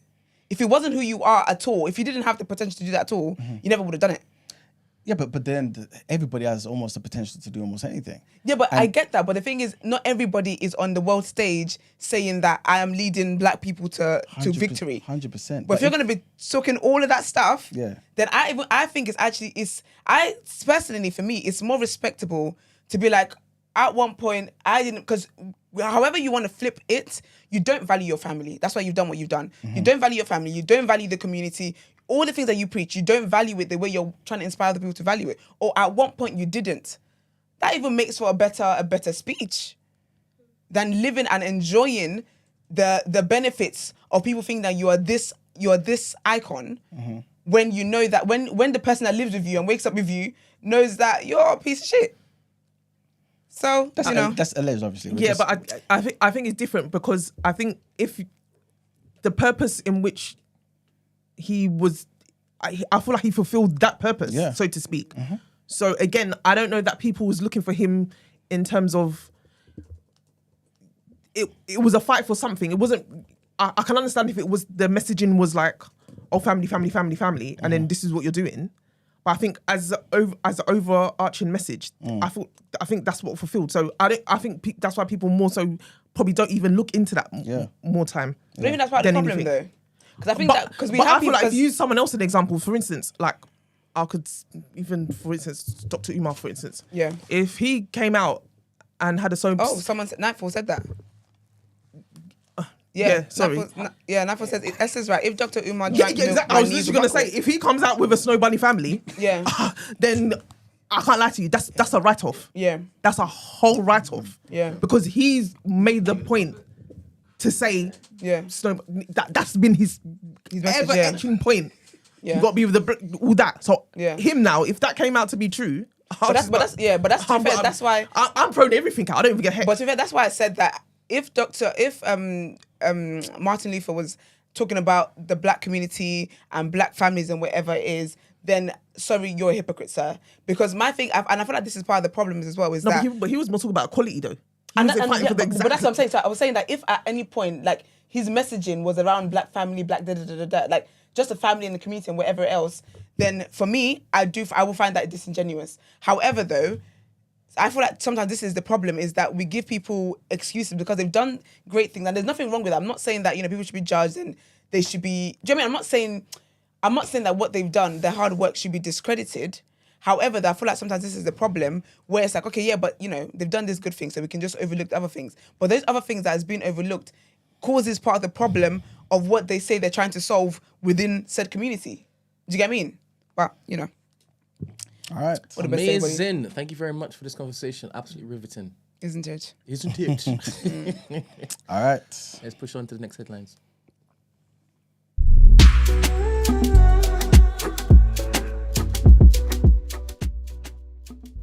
You an egg? What's wrong with you? All right, people. So our next set of headlines. Israel has banned the UN Palestinian Refugee Agency, UNRWA, from operating in the country, which is a move which could hamper its work in Gaza. UNRWA's chief, Philippe Lazzarini, has warned the ban will only deepen the suffering of Palestinians, especially in Gaza. Juliette Touma, who's the communications director, said it is the largest humanitarian organization in Gaza who can do its job. The new laws passed in the Knesset on Monday banned the agency from having any ties to Israeli officials and stripped its staff of their legal immunities. The Israeli parliament also declared the group was a terror organization. The legislation will take effect 60 to 90 days after Israel's foreign ministry notifies the UN, according to the spokesperson for politician Dan Iluz, who's one of the co-sponsors of one of the bills. Next headline, and the president of Georgia, Salom, has almost finished her 6-year term in what is largely a ceremonial position, yet the French-born politician has become far more than a figurehead over the past few years. She had led the opposition in a set of repressive laws introduced by the country's ruling party, the Georgian Dream, and more importantly, perhaps, managed to unite a fractious opposition in its attempts to unseat the government in Saturday's parliamentary election. Yet those attempts have failed after the Georgian Dream, which was led by a billionaire by the name of Bizna Ivanishvili, claimed 54% of the vote. But leaders of the main opposition party, along with Salom, basically are saying that the election was stolen and was stolen by the Russians. Well, the Russians were behind it. This next headline, Brent, this was meant to be a done if Marx was in it, but I don't want to keep this one for much longer. So, Brent, if you don't mind, can you load up that video? It's point number 3, yeah? I'll read it. Don't play it until the end. A comedian at a Donald Trump rally called Puerto Rico a floating island of garbage. Did you guys see this? He said a lot of things, that comedian. Crazy. He said a lot of things. Mm-hmm. Sparking fury from Republicans and Democrats and accusations of racism. The comic Tony Hinchcliffe was among the speakers at the Madison Square Garden in New York on Sunday.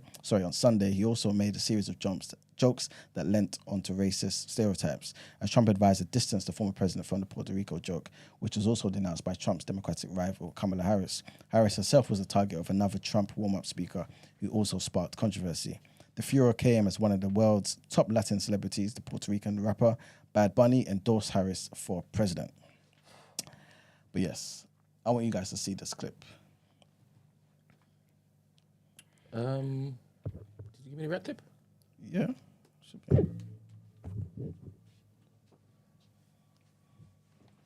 Damn it. It's not the right one. It's not the damn right one. All right, I'll find it and play What it. did you say in the clip?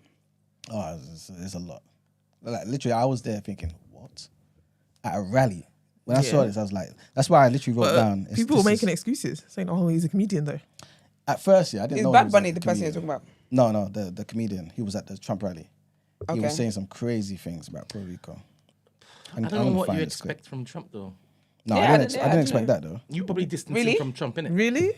No, I didn't. How could you not? You need to see it distanced him? first. You need to see it yourself. Have you distanced him? Distance who? This fella and his words from Trump.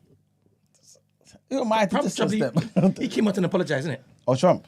Yeah. Ah, yeah, then Trump did it. No, I'm asking you. Yeah, it's distance. Trump is But himself he has said crazy things. handpicked. He knows what he's doing. Trump's everywhere he eating knows dogs. who they're speaking to. That's crazy, man. E-man's cognitive dissonance sometimes should I'm be telling you, studied. it's bonkers. Bonkers. I think he said something about black people choosing watermelons over something. Pumpkins for Halloween. Yeah. Yeah. But I probably didn't hear that part. No, I didn't hear it. All I saw was the clip about Puerto Rico, you know. Yeah. He said a few things. Well, He, All right. he said it well. he said a few things well, as in he said a lot. Okay. Yeah. All right, cool. Let's move on. All right. With the roads. Yeah.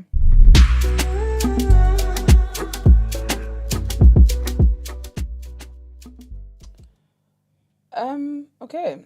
Not much for me today. In good news, I think this of course is good news to be fair. I like Woman That Moves On. It's my favourite song. Gisele Bundchen, I think how you pronounce her last name. But she used to be married to Tom Brady. Do you remember? Oh yeah. And they had the whole deal supermodel. about he would she's a supermodel, thank you. And the whole thing about he would go off and win the rings he wanted to win or whatever, blah blah blah. She paused her career for that. He went, loved the fame, loved the perception so much that he decided that he was actually going to double back on their deal. And she was like, well, that's great, but I'm out. So anyway, she's got a boyfriend who's actually a jiu-jitsu instructor. And yeah, man, they've been dating since 2023 and they're expecting their baby, which is so lovely. How wow. awesome. I love a good redemption. I left a man, went on to greater paths kind of story. But yeah, so they're expecting a baby together. And yeah. Oh, so they're officially divorced. Yeah. I didn't even. She wasn't playing. She was quick with it. I didn't even. I very missed quick. that part. Open and shut case. She was not playing for a second. But yeah. So a source is saying to the to publications that Gisele and Joaquim is his name are happy for this new chapter in their life, and they're looking forward to creating a peaceful and loving environment for the whole family. So sweet. They've already obviously she's got 2 kids with Tom Brady already, but good news. And I'm reading actually that she actually let Tom know before it hit the media, which is actually respectful. I would think so. Yeah, it's actually respectful. I guess they've got 2 kids together, but yeah. So she let him know, like he knew before, which is fair because people do have relationships outside of what it is that the media sees and stuff. So that's very lovely. There's a lot of stuff going on with Tory Lanez, but basically he's filed something, some Latin word in law. It's filed the whole thing anyway, but basically Habeas corpus. yeah, something like that. But people think that it's basically the court have ruled that he's innocent. No, they haven't. Megan, the reporter, told us they have not, sorry. So that's just an ongoing thing. But anyways, I think he's trying to appeal and whatever else. But anyways, his newest thing though is him claiming that his previous lawyer, his former attorney, was working for Roc Nation and was conspiring with Roc Nation to get him down. I guess jail will do some things to some people, child. But anyway, he basically has filed an ethics complaint. He's made a formal ethics complaint to the state bar in California for there to be consequences because he believes that she was working with Roc Nation, even though she was his lawyer. So I don't know who's on his team that meant to research lawyer, but that's just interesting that you would have a false lawyer. And he's basically saying that he's saying that she basically pressured him to, or was trying to pressure him to plead guilty. And when he wouldn't, she basically said, all right, then, well, I can't represent you anymore. And he's saying that he paid her like $200,000 to $300,000 for her services. Obviously, she's denied it. And she says that he tried to do this last year as well. And the bar basically, that there was nothing substantial there. Where is that quote? Hold on. Let's see. She says, Mr. Peterson brought these meritless claims to the state bar over a year ago, and there was summarily rejected, and the matter was promptly closed. His actions to publicize this failed effort are likely tied to the appeal of his criminal conviction, for which I wish him well. So yeah, because he's obviously trying to appeal and whatnot, I guess he thinks that adding to it that his previous lawyer, wasn't great and was trying to pressure him and whatever, is that. Also, she's, I think she's a producer on the show Reasonable Doubt. So he's added that as receipts in there, where, I need to watch that actually, he's got Maurice Chestnut in it. That's a good show. I think I've actually watched a couple episodes, but it's a new season out. Yeah. But I can't remember the story now, so I'm going to have to start again anyway. But he's basically saying that the story is loosely based on his lawyer's life, and that that's how he knows that she's got links to Roc Nation. Because also in one of the episodes, yeah, they played Beyonce and Megan Thee Stallion's Savage remix. Okay. And so where they say the daughter in the show was dancing to the song. So he's basically saying that these are the links that she's tied to Roc Nation. Obviously, sis is saying, I have no tie to Roc Nation. We'll see how it works out anyway. And then lastly, Adele is doing her Vegas residency. And Celine Dion was in there. And it was so sweet, actually. They really it was just really, really cute. And she was crying, like obviously meeting her and hugging her and whatever else. Imagine singing like in front of Celine. That's such an iconic moment. But yeah, so she posted a cute little note yesterday. And she said, I have been performing in Celine Dion's room at the Coliseum for almost 2 years now. 4 weeks ago, it's her Vegas residency. It was the only venue I wanted to play in Vegas because it was built for her. I have a picture of her right next to the stage that I touch every night before I walk on. And she came to the show this weekend and it was a surprise and it was a moment. Celine, I love you so very much. Words will never sum up what you mean to me or what you coming to my show means, let alone how it felt seeing you back in your palace with your beautiful family. I have loved being there. It has been such an honor, and Saturday night will be something I remember forever and ever. Such a full circle moment for me to be there with you. Thank you so much. And for anyone who doesn't remember as well, Celine has dealt with some very difficult, what is it? Oh, I can't remember what the condition is called. But she's dealt with some condition. It's like a neuro. Does it like paralyze her or something? Yeah, and then she couldn't sing for a long time, and she has like fits as well. And it's in her. There was a clip that they showed in her documentary, which was very, very just wow. But yeah, so it is amazing actually just to see her as well being able to be out and about and sing now and just interact with people. And yeah, that is it for me. Let's get into the interview.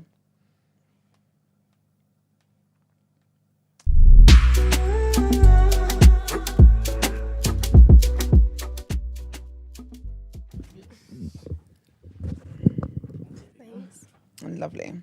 We have a lovely guest with us today. I'll just let Brent set up your camera. Nice. Please let people know who you are, my lovely. Morning, everyone. My name is Lavinya, and I'm the founder of the Black Curriculum. Love it. How are you? I'm really good. Really good. I love mornings. Good. So you're a morning Now? person. No, now. Okay. When did you like it? Is it school October. time? I would say October's like, it's been a month of like loads of activity. Okay, yeah. And so the days start earlier. So I'm coming to like mornings more because you have more time. You know, so funny. You're coming to it on the 29th of October. Well, fair. And then back to November, back to square one. I hear it though. So are you typically a morning person then or not? I hear it. Are you? I am, you know. I'm actually a morning person. Like even like through like school time and stuff. Like I revise better in the morning. Now people have all nighters. I can't. I need to get to bed. Like my energy is low for the day. But in the morning I can wake up really, really early in the morning and just have like a very productive day. That's so good. Yeah. But then I need a nap though in between. You're like nodding, like no. It's not it. So basically, we have a game that we play with our guests. Okay. It's a general knowledge questions, but then also like this or that.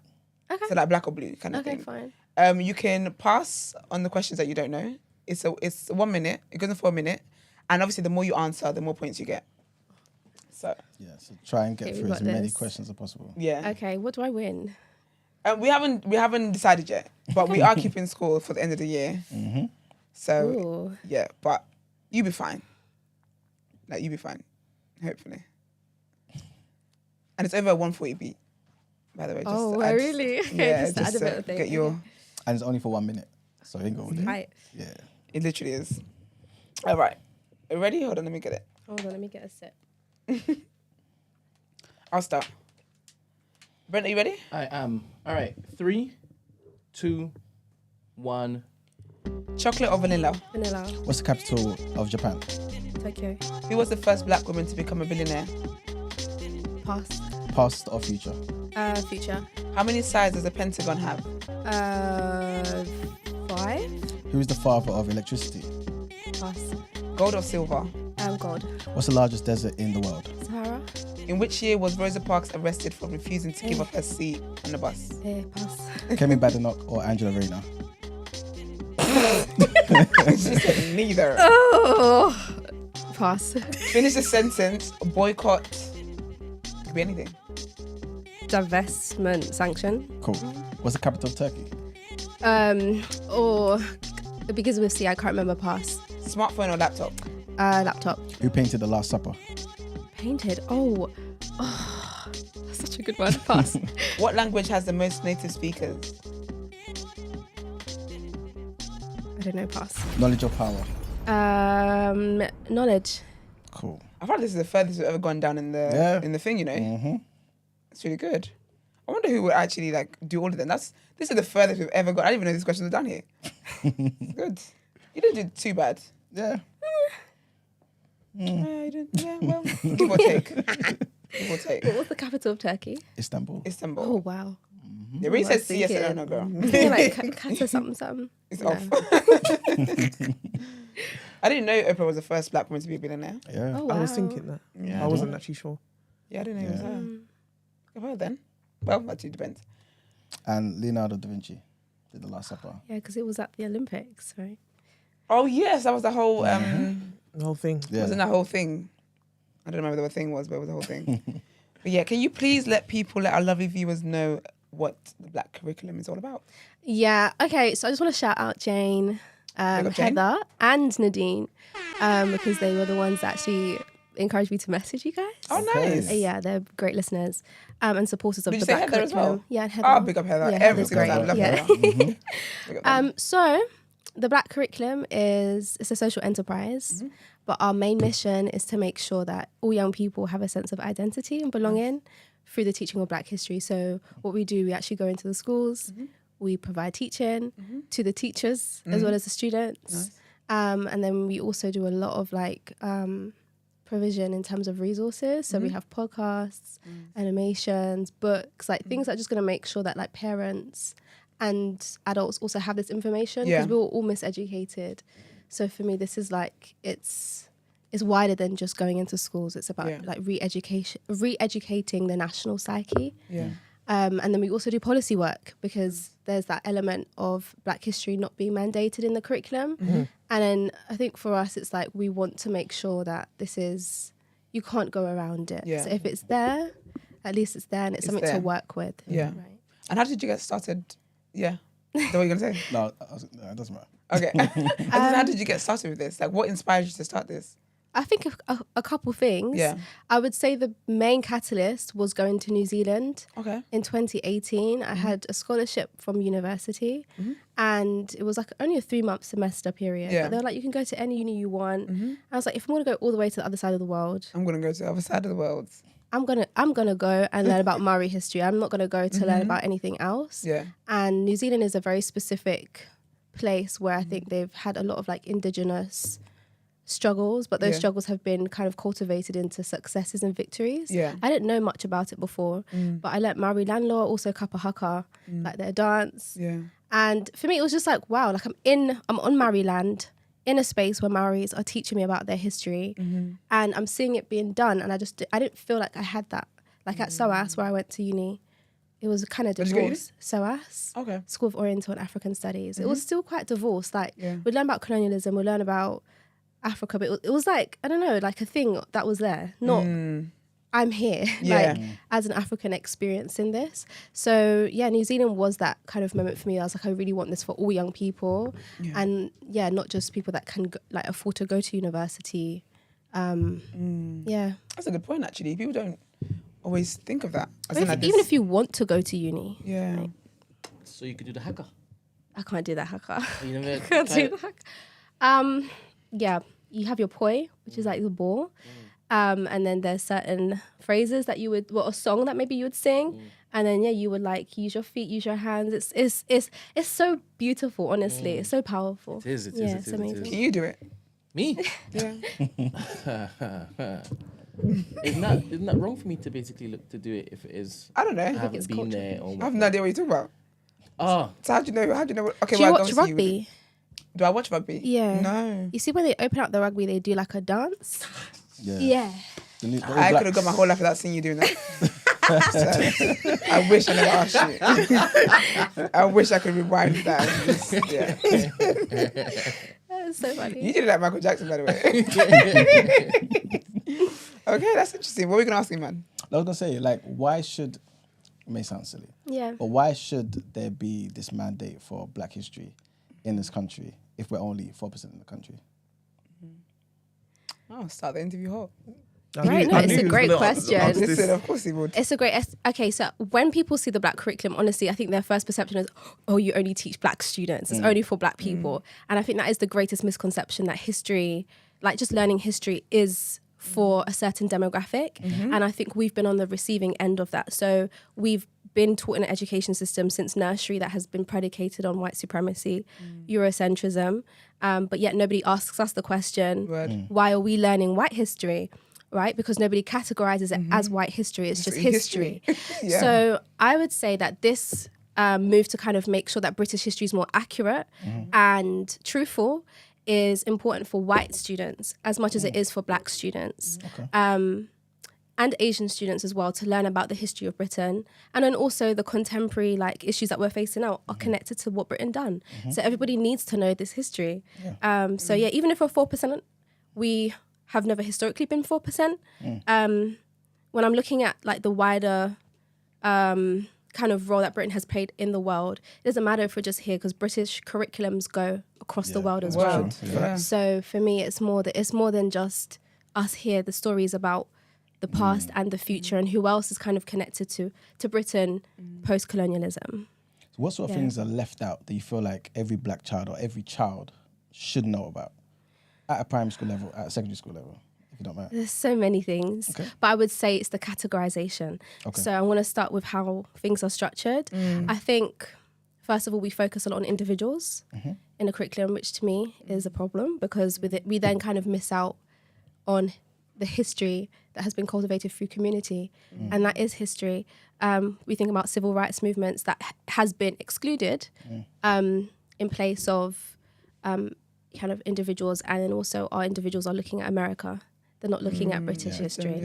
So I want us to look at community histories throughout history. I think individuals are important, but like it's devoid of context. So like, for example, we'll learn about King Henry VIII. We don't we don't learn about his trumpeter. But then when I think about like the role that his trumpeter played, his name was John Blank. He petitioned for more money. That is something that is still existing today. You still see musicians asking for more rights, asking for more power. Like there's just like this kind of devoid, like there's no context in our curriculum. So I'd say the categorization is a problem. The context is an issue. There's always like a lack of context. It's like this individual just randomly just showed up out of nowhere.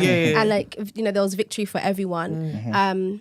And yeah, I would say also the focus heavily, of course, is enslavement, that trade that was a genocide for Africans throughout history. And I think that is the focus on Britain as like the, you know, the liberators of our history is the biggest issue, because we're not learning about what happened prior to colonialism, during colonialism with the uprisings, and then post that as well. So like, how did we get here? How are we in the studio today? Yeah. What was put out? What are the policies? What were the kind of like laws and initiatives that were, you know, put out in history for us to even come here, and our forefathers and grandmothers to, you know, lay the foundation. So yeah, I think there's just so much missing. Do you feel as though showing history as it really is accurate, right, which will likely make certain people see the reality of what their ancestors did, right, is the best way forward? I say that in this way, right? People don't like to feel guilty about certain things, especially if they are not the ones who physically did it, right? What would you say to those people who say, well, that was in the past? Like, why are you trying to make me know about this particular thing as if I'm going to do this to you guys also? It's a new day and age. Let's just move forward because the future is more important than the past. Is it? I mean, from their perspective. From their perspective, yeah, I disagree, because I think if we're going to look at it from our side, there is like intergenerational shame, intergenerational pain. You know, you've got like researchers that have literally done like books and studies on post-traumatic slave disorder, how that bleeds down. So we are still experiencing, and even not us here, people in the Caribbean are still experiencing the remnants of that legacy. And it hasn't gone anywhere. So for me, it's like there is power in teaching everybody about history, and guilt is a great emotion. It's a beautiful. Do not escape guilt. I think when we feel guilt, it's honestly like one of those things that make us like shut down and go into shame and like close down the conversation. But actually, it's a catalyst, and that's what I said. Like New Zealand was that for me, because I was like, wow, white people they're owning it. And it's an ownership because they're literally on the land. You can't hide it. Whereas here, it's like we kick it under the carpet and it's like it never happened. So therefore, people don't get to experience that like emotion. So, guilt is great. What I guess when you actually go to these schools and whatnot and try to implement these things, what's the biggest challenges that you face? The structures. Okay. I would say like the last 2 decades, we've seen like the intentional breakdown of like state support, right? And what I mean by that is that there's been a growing model of businesses, and the school system has adopted that. So in terms of like how teachers are measured, it's attached to outcomes that are going to make the school look better. And then maybe, you know, the academization of schools as well has really disrupted how like the national curriculum can also have an effect on the students. So to give an example, I think it might have changed since I last read, but there was about 25% of schools actually follow the national curriculum, because like the rest of them are free to do what they want because they are like moving into that academy space. And so I think for us, it's like we go in, but we can't have an effect across the whole of, you know, the UK. We're having to work at different levels because different teachers are at different levels, schools are at different places. And then you've also got senior leadership in some schools that are more focused on like, you know, outcomes rather than well-being. But this is also part of outcomes. Like if you're really, you know, thinking about the success of a child, this information like is important for their safeguarding, it's important for their well-being, it's important for like the next steps outside in, you know, in the world. So I would say like the structure of schools is a very difficult challenge, because you're met with so many like time pressures, lack of resources, different competing priorities. So I'd say like that is the issue in terms of implementing it. In terms of actually doing it, it's fine. That makes me think about a discussion that we had in the show before, right? We were talking about the potential, the possibility of having black schools, right? Do you feel like that's a good idea, firstly? Especially given that the black curriculum is not just for black people, it's for everyone. I think in this country, black schools are definitely needed. I always say the black curriculum has been founded on like the legacy of Saturday schools. Okay. It has, like we can't divorce it. It's Yeah. literally the same thing, just we're now trying to push it in the school system because, you know, not all children go to Saturday schools. But I think a space for especially young people to, be free of like, you know, the confines of like break times and like just the things in the school system, I think is so needed. It's a beautiful space for people to actually heal, to see like-minded teachers and students that are like focused towards a specific goal. Because it's not an after-school club. You're actually going to learn. Exactly. So I think there's a need for black schools. I think though that there needs to be some precaution around that because I went to a predominantly black school, for example, right, in primary school. And it's not just to say because it's black, it's going to be like, you know, Black history and black, an amazing experience. Because, we did learn like bits. Like we did a project, like literally I remember year 3 had a project on American inventors. That was great. We had a whole book and like presentation to do about it. But the people in power were elitist. You know, they were black capitalists. They were people who like, you know, would prioritize their child's learning over the learning of maybe a child that had SEN needs. So for me, it's like, can we have black schools actually equitable? Can we have black schools that are seeing each child and working with the needs of each child rather than trying to just, you know, like, we can't have not a Saturday school, a black school that is going to replicate the existing school structure. I think that's what we have. It can't just be a black-based school. You said black capitalist as if it's a dirty term. I think it's a dirty term. I think so because capitalism prioritizes individual He ain't needs. sipping his drink so he can come back. When you're talking. Okay, At him directly. Mr. Melanin. Jam-packed. It prioritizes individual needs. All right. And like the school system it's supposed to be about collective success. It's about training the next generation to go out into the world to like look after the world. And I think that if we're like, you know, creating models or using models of capitalism and teaching methods that promote capitalism, or like just for example, we're going to learn a curriculum that's all about inventors or like the richest people in Africa historically. Okay, that's just teaching me how to become rich. Okay. Like what meaning does that have in the world? And I think that we need to kind of think beyond what we've been given. I definitely hear you, but I think you have to look at the alternative. The alternative is what we have now, which is what we're talking about, which is the problems, which is that we have a system where we try to make it fit everybody, and it will fail. It will fail. You got black people going to certain schools, no black curriculum. Black people in certain schools, you know what I'm saying? Like there's certain things that are just failing because we have a public school that's just meant to be an umbrella thing for every single person. But if you have people in this room come together and say, you know what, let's create a black school, and this is going to be the things that we care about. Make sure every child gets this, that, and the third, right? I feel like you have a better result for those black kids. You know what I'm saying? Rather than relying on the government to provide something for us, and we know they don't consider us. Yeah, well, that's a question of equity, access to resources, because there's not to say that there are people that haven't had these conversations that really, they have a goal, they have a vision, but do they have the resources to set up a school? Do they have the time, because they're working all the time to literally like provide for their kids and their family, but yet they have this solid vision. And I think the people that have been successful, like myself, have had time.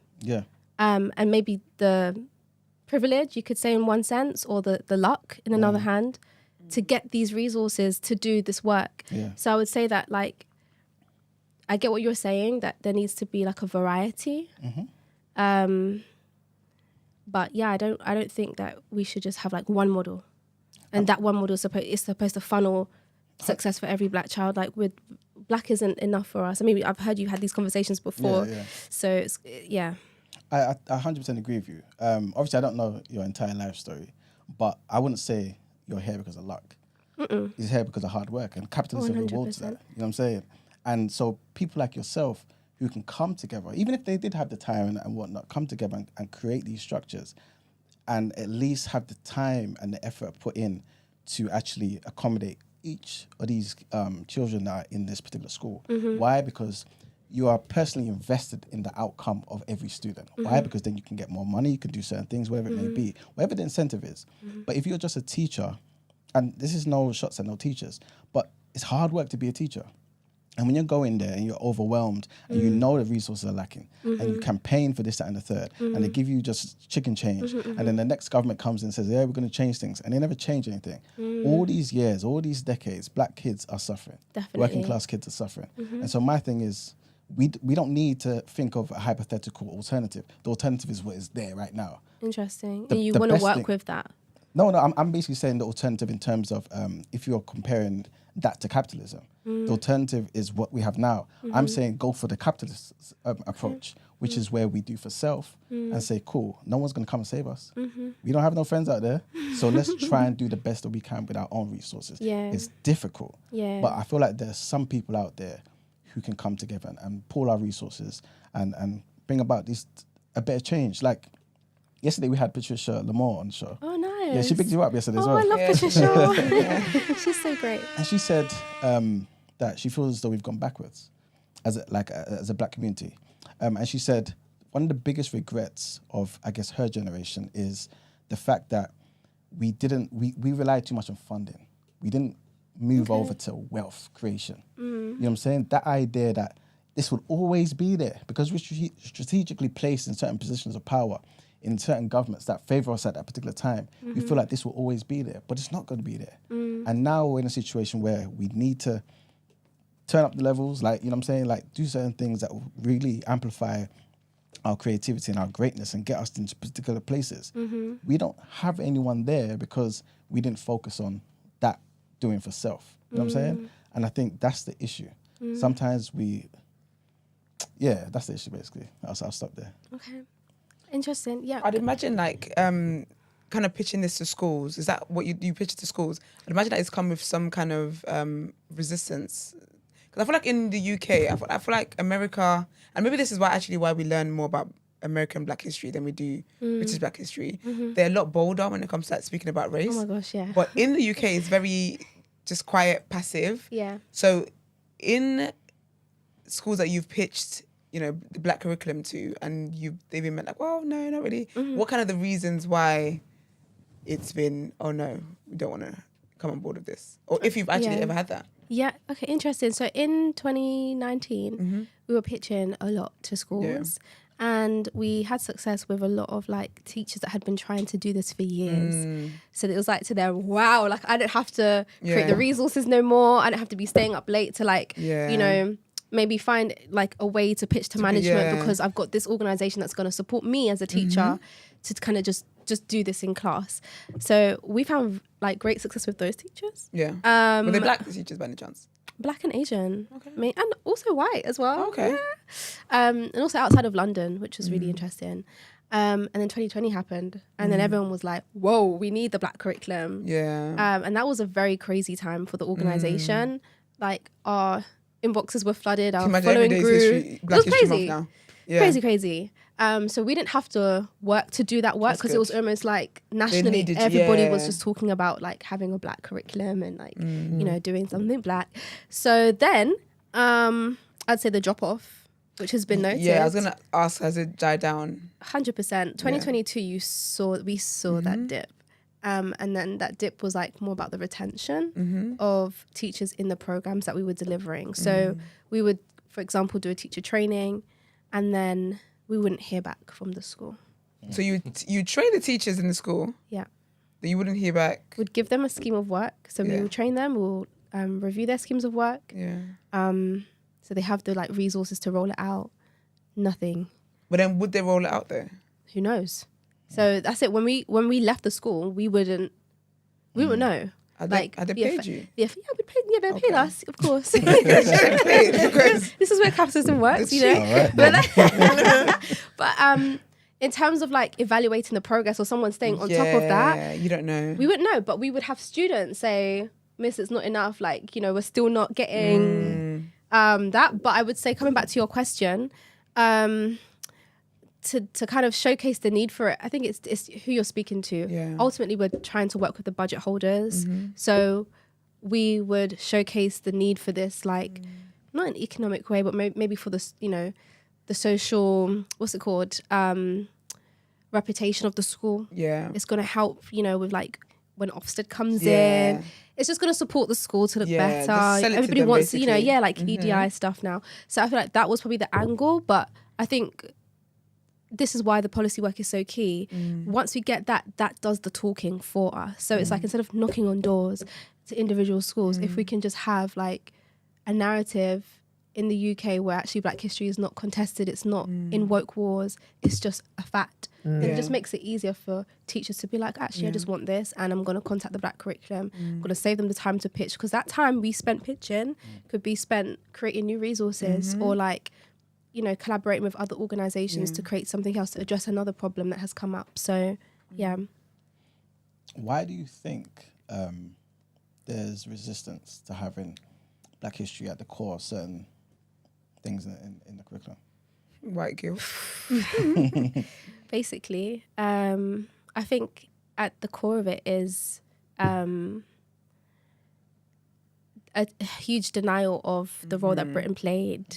You've got to acknowledge it. Yes, they have to. They're going to have to acknowledge it. And it's never going to happen when we have a king.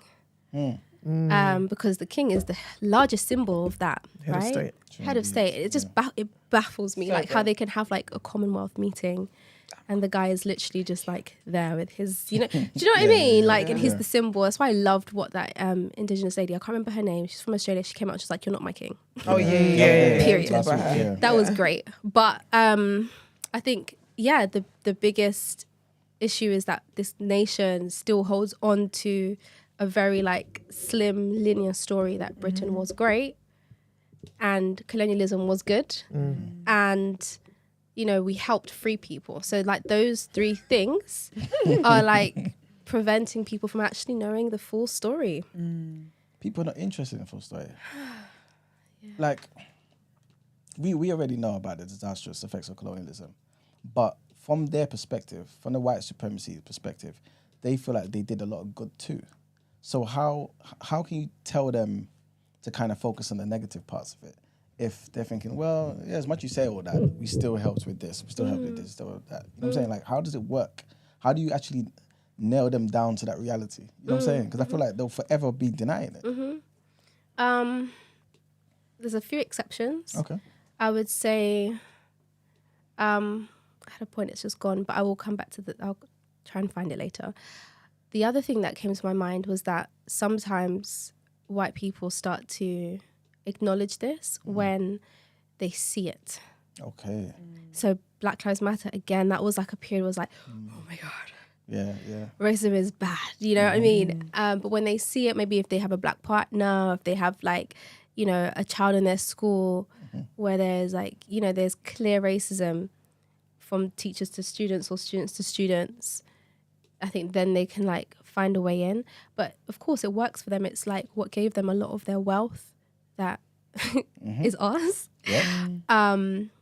And in British society, I think it's never gonna be a topic where people actually like fully embrace it when we're still kind of we just finished paying back that tax of loans to the slave masters. So I think and we paid for it. we pay for that. So I think as long as we have a situation where there is a lack of knowledge about that and like we spoke with a family literally 2 days ago and something's going to come out and I'm going to share it when it's done. But they have ties, like they've found that they have links back to enslavement. Okay. And his thing is just like, my granddad or my great-grandfather might have lied about it to us because they were like predicated on this notion that they're just a noble family. That's what they were told. They just got their, their wealth because they were nobles. But he's like, for me, it's just accepting that that's wrong. And I think that you can sometimes, it's not always, you can sometimes appeal to the moral core of people. And I'm a big believer in that some people still have some morality. And wrong is wrong, right is right. And some people will see that. Some others might not care because it's, that's just the way life goes. It's unfair. So... Is he looking for ways to offset his guilt? Yeah. So I was just about to say that, because what does wrong look like? I beg you. Look, hook him up with me. I've got a few ways. So in terms of like the policy side of things, how has that been? Because you're doing the fight for policies, because I feel like that would further cement your work. How has that been on that side? War. It's been so hard to really just like get an answer from them that is straight. They don't. One thing about colonial language is that it's very evasive, and they can never give like a direct, like if they do, it's going to be a no, which is what Keir Starmer did last week, right? But it's always like, we see the value of your work, but schools are free to teach what they want. But at the same time, what we're going to do is also like make sure that schools don't work with you by, creating a fear culture to say that if you're teaching white supremacy, you're breaking the law, i.e. Kemi Badenoch, just putting things out like media houses are a huge part of that. Media houses are a huge part of that. Like whenever I read, and I'm not, dissing any publication, but there were some publications that were really good back in the day that now are still, they're just framing conversations like, the row or the row on race. It's like, it's not a debate. Like this is racist. Yeah. Like, do you get it? Like we can't keep putting questions and question marks and like these things when it comes to like debating or talking about the topic of race and like history. And I think that is the environment that we're working in. So like 2019, we actually went on foot to the Department for Education. We thought it was that easy. Like, we got this amazing curriculum. Like, can we just like, put it in? And they were like, no, you need to go to the ministers.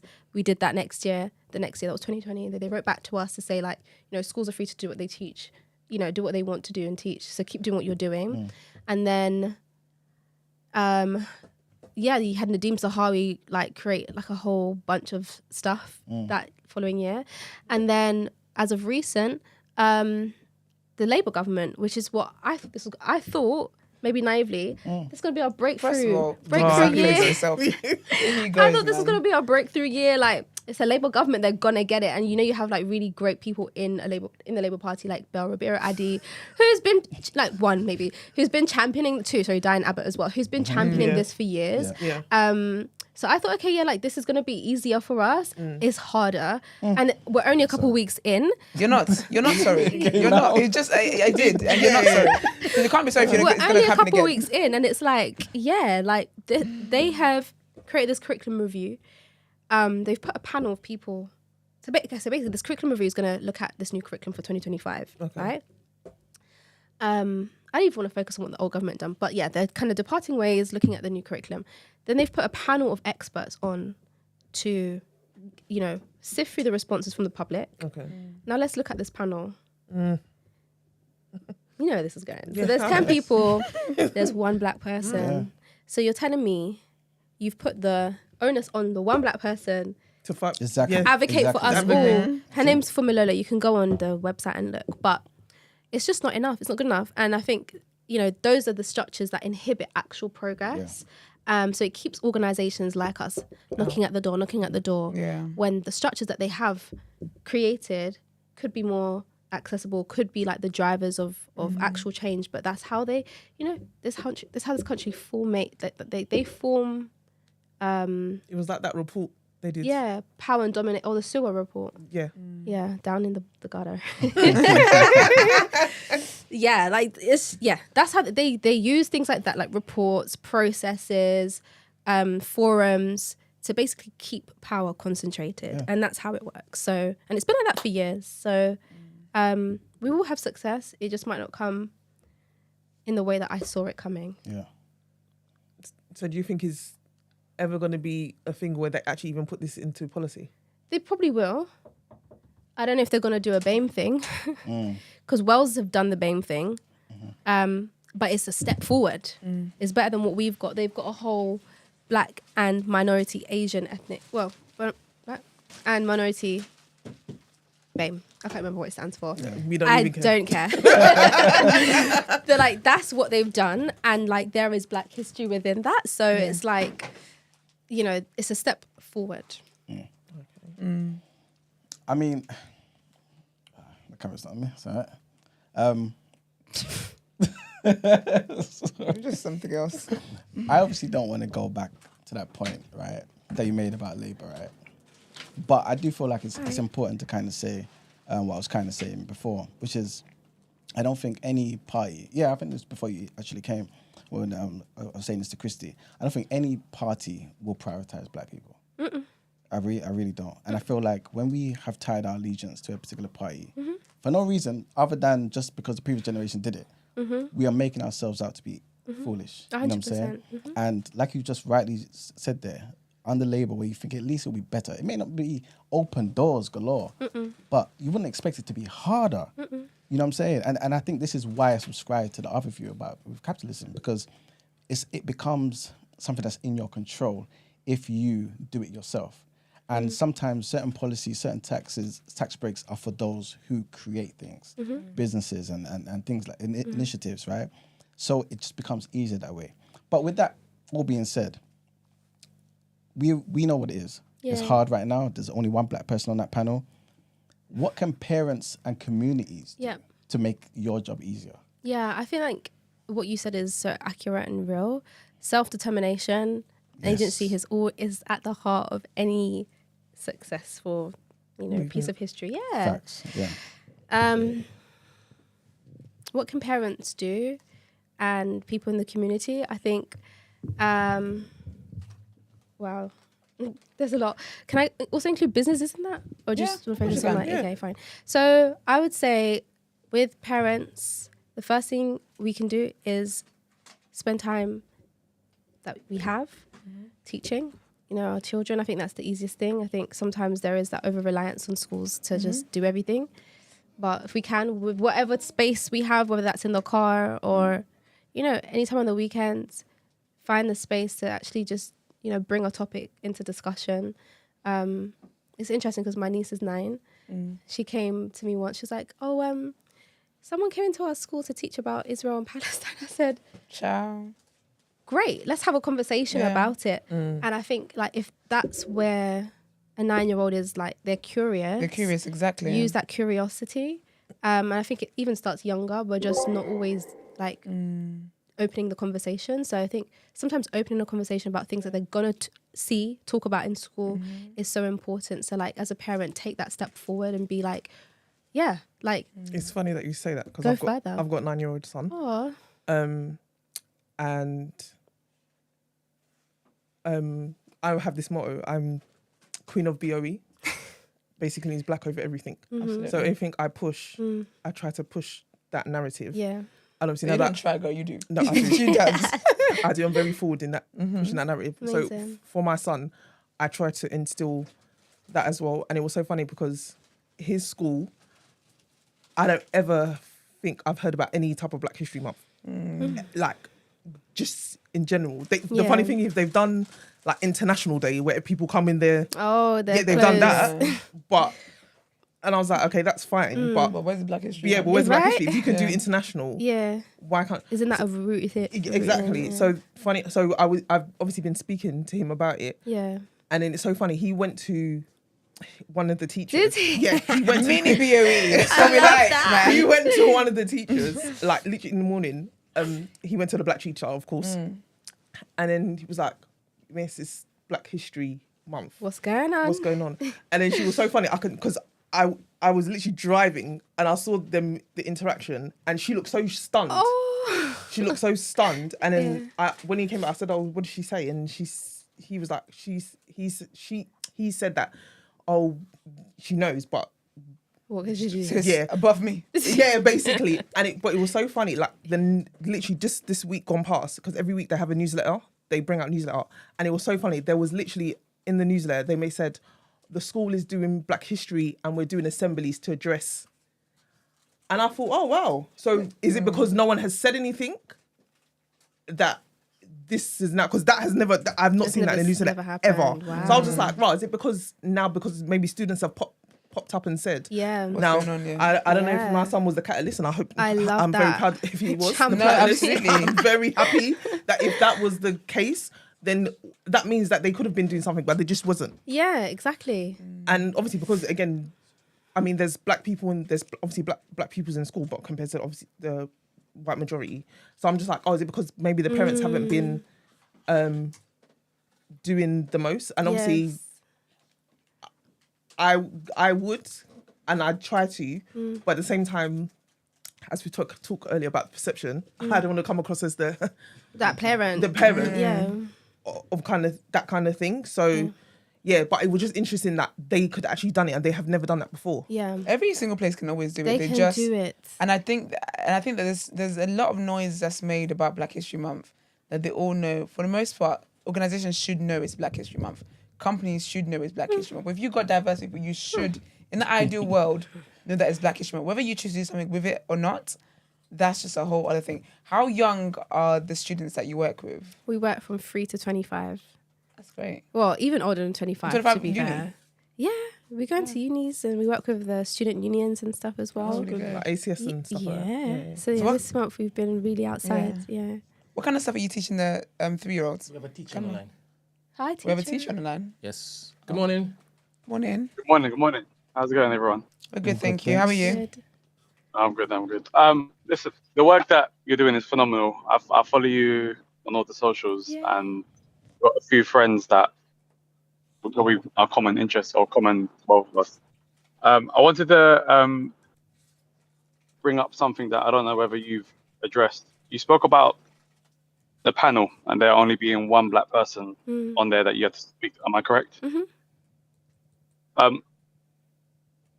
One of my staff meetings or inset days, I read something on the national curriculum, and it had been updated, and it was in regards to the teaching or the providing of any material that may challenge the image of the British government or Yeah. the British society. Mhm. Am I correct in that? It was a Yeah. while ago. Mhm. Do you think that the way they've worded that cleverly is a stumbling block to essentially getting your foot into the door completely? Yeah. 100. Thank you for bringing that up because I couldn't remember the other kind of policies that they issue, but that was one of them. Yeah, anything that was going to confront empire and like the reputation of this country was kind of like dissuaded in schools. Like they didn't want teachers to do it, right? But we were working with teachers to just do it in a more clever way, to just kind of go around it. So like, okay, so this is what the British Empire did. This is what was happening.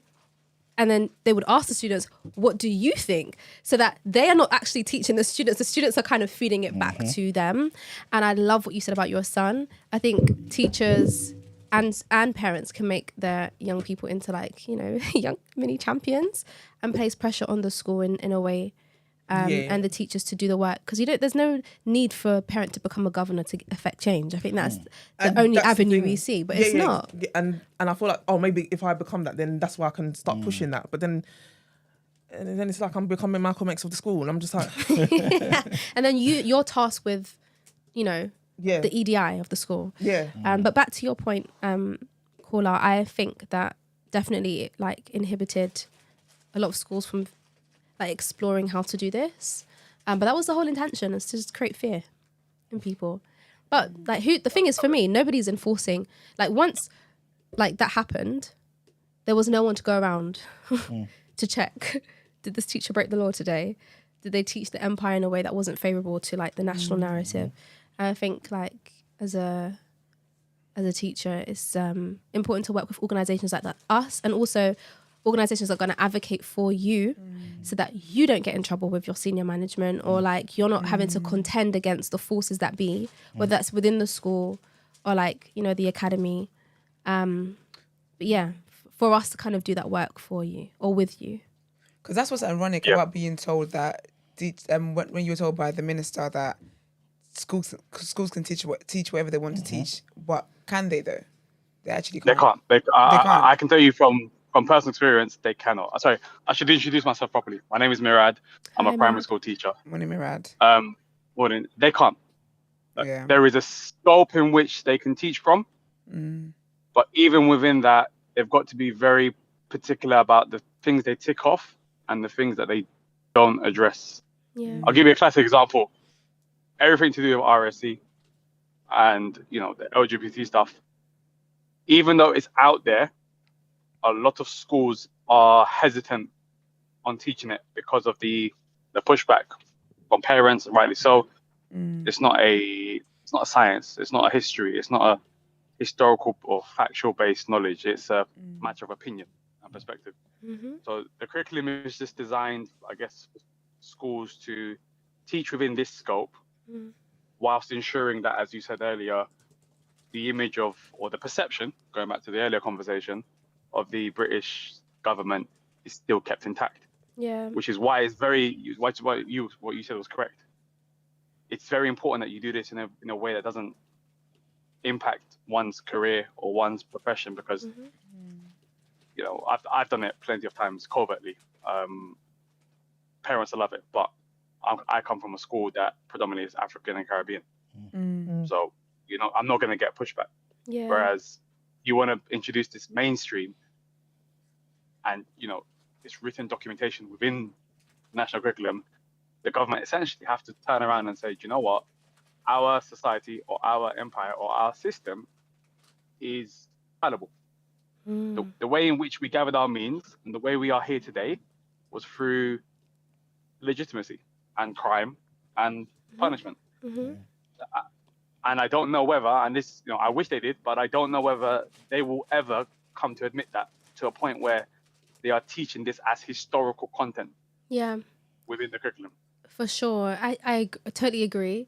And I want to add the issue with coming back to just how the school system is structured, is that history seems like it is the only avenue to teach Black history work, but that's not. So we are working with STEM teachers, art teachers, music teachers to kind of make sure that there's a collective understanding that we can all do this. There's lenses that we can, you know, use like from science, looking at like biology, for example, even just medicine as like an avenue to kind of teach Black history. And I think naturally, once you're looking at aspects of Black history through those ways, it then provides a conversation to be had about, well, British history and the things that we have known. And then, you know, space for debate. But I think it alleviates the pressure from just history teachers or RSE teachers to kind of do that work. But if it's a whole collective of staff actually saying, no, we're all going to make the commitment to do this in our own way, I think it makes it much easier. Can I ask? We are stronger. Can I ask both of you, so Mirad and Lavinya, right? Bit of a hypothetical question. You might even think it's silly, right? But work with me, yeah. If a particular government said to you, let's do away with Black History Month, but the elements of Black History Month, we actually want to implement this every month, though. Yeah. So not as condensed as Black History Month in 1 month, but kind of separate that over 12 months, right? So it becomes just part of British curriculum. So you don't get the Black History Month, you get a new British curriculum. Is that more effective to you? Is that more desirable to you? Or do you feel like that could potentially be a trap to later close the door on certain things that we would like access to? Mirad? So correct me if I'm wrong, just to clarify. Yeah. You're suggesting that as opposed to doing like a condensed Black History Month where we teach everything in a whistle-stop tour, we incrementally implement it throughout the curriculum over the course of a year. Yes. So that, in theory, that's good, because then it means that our community, what we stand for, isn't just condensed into a month, and it isn't just something like a tick box exercise. Practically, I just have concerns about who designs it. Because if you're suggesting that, or if the government is suggesting that you can teach your content or teach the content of Black history across the whole year consecutively, I can't imagine them approving it without their input or their say on what is chosen or what is taught and what is not taught. Currently, when it's Black History Month, it's like, okay, do you know what? It's October. Let them have it. Let's give them October. Yeah, they'll teach that. But you know what? We can indoctrinate you for the rest of the year. Yeah. True. Does that make sense? Yeah. Okay. That's where I stand with it. All right, Lavinya. I think that Black History Month, is here, so we have to work with it. Cool. I think it's an entrance point. I think it's a month maybe to kind of practice each year how this is going to be rolled out every year. And I think there are schools that have done that. They're like, okay, yeah, we've got it. We've been getting Black History Month right. Now we're going to try and do this throughout the whole year. So I think that could be like the solution.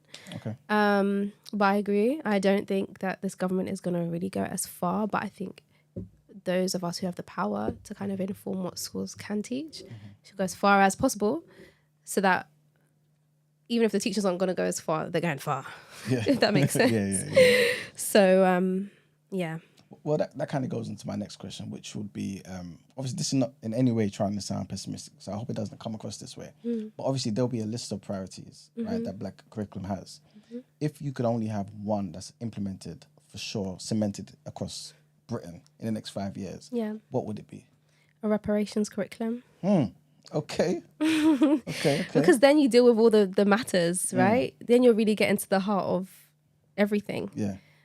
When I say everything meaning the issue of the lack of justice in this country, the language that we use, the institutions, and economic freedom. So for me, I think a reparative curriculum in many ways. And also, when I think about reparations and like that whole kind of teaching, it's also repair within our communities. Because I think people often, they just think, let me just give you the money and that's it. But it's not, it's actually healing first. And I think that's what we need. So I think, I think a reparative curriculum would be the start. I think it also demonstrates respect. In that is that you finally come to realize, or the government finally come to realize, actually the people in which they pillaged and they enslaved so many years ago actually do deserve their respect, and not respect like an oral perspective. I got respect, not respect by action, respect by acknowledgement of your existence in this world as a result of the bad things that have happened to you. Maybe not by them in particular, but they are a benefit of that system. So it's almost like acknowledging such a can't say the word, but that's such of a curriculum. It almost turns around and says, you know what? One, we are genuinely sorry. Two, we respect you as individuals. And three, we see you now as equal. And not equal by sentiment, equal by the actions in which we present. I totally I agree. got And I think it then gives us thing, the... Go for it. Well, I'm gonna have to go and tutor. Has anyone found in school that the names of teachers or staff who were from African or Caribbean descent was ever shortened or ease? Like you may have had a long surname, but you were taught to shorten it. Chop it. As in the teachers, right? Or not just all the students? Yeah, teachers. So a teacher's name, Miss or Mr., a very long name that may be difficult to pronounce for certain people. We were taught to shorten it. Yeah. That's so interesting. That didn't happen. That didn't happen for me. Yeah, I same. didn't I experience think that. more so it was the students that. The kids. No, but I think you're saying, are you saying it from the perspective of teachers? That teachers are taught to shorten it for students. So then students wouldn't know that the teacher shortened it, because how you would meet them is in the shortened version.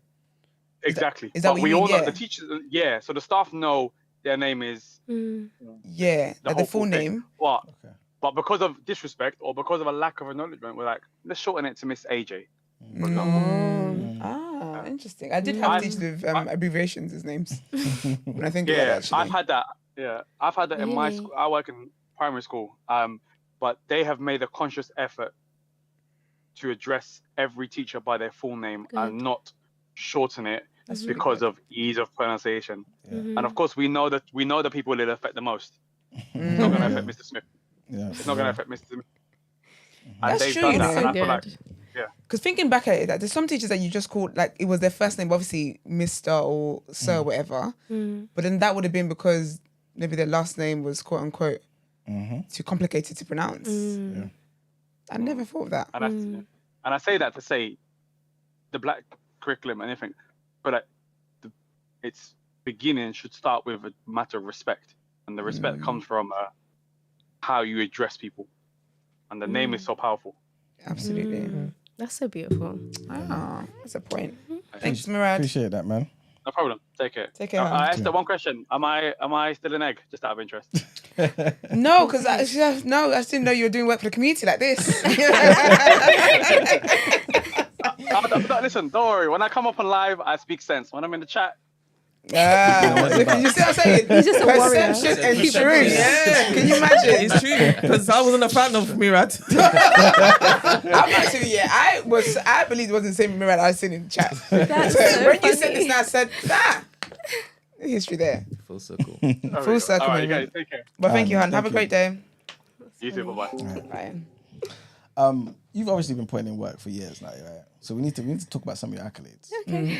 All right. So Sunday Times Women of the Year. That's amazing. Yes. One of. There was 50. Still. Thank you. Still. See, right? that's somebody that likes, what's it called? Humility Praise and going where it's due to go. Love that. All right. Another one I can't even pronounce, but 2022, the Verve. Oh, Vive Clicker. There you go.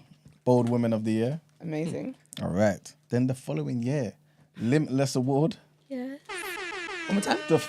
Limitless. What award? Limitless. I've always said guys. I can't even say it. Never mind. The year after that, which is this year, right? Amazing. Is it MyPad or MIPAD? Yeah, my pad. Okay, Yeah. MyPad Global Top 100 Under 40 Award. That's amazing. Well done, girl. You know what I'm Thank saying? you. Amazing. Been featured in Vogue, Love that. featured in GQ, for Okay. activism. Okay. You know what I'm saying? That's it. Yesterday I got the Freeman of the City Award. Okay. Nice. So I'm legally allowed to take sheep over the bridge now I can't do it, and so take a sword out. Actual so I'm sheep. Or is Yeah, that- actual Ah. sheep. Wow. So it's like a very historic award for Londoners, for freed men. Because they had apprentices like back in the day, like 1492. So it's like an award for them. So they were obviously allowed to take their sheep over.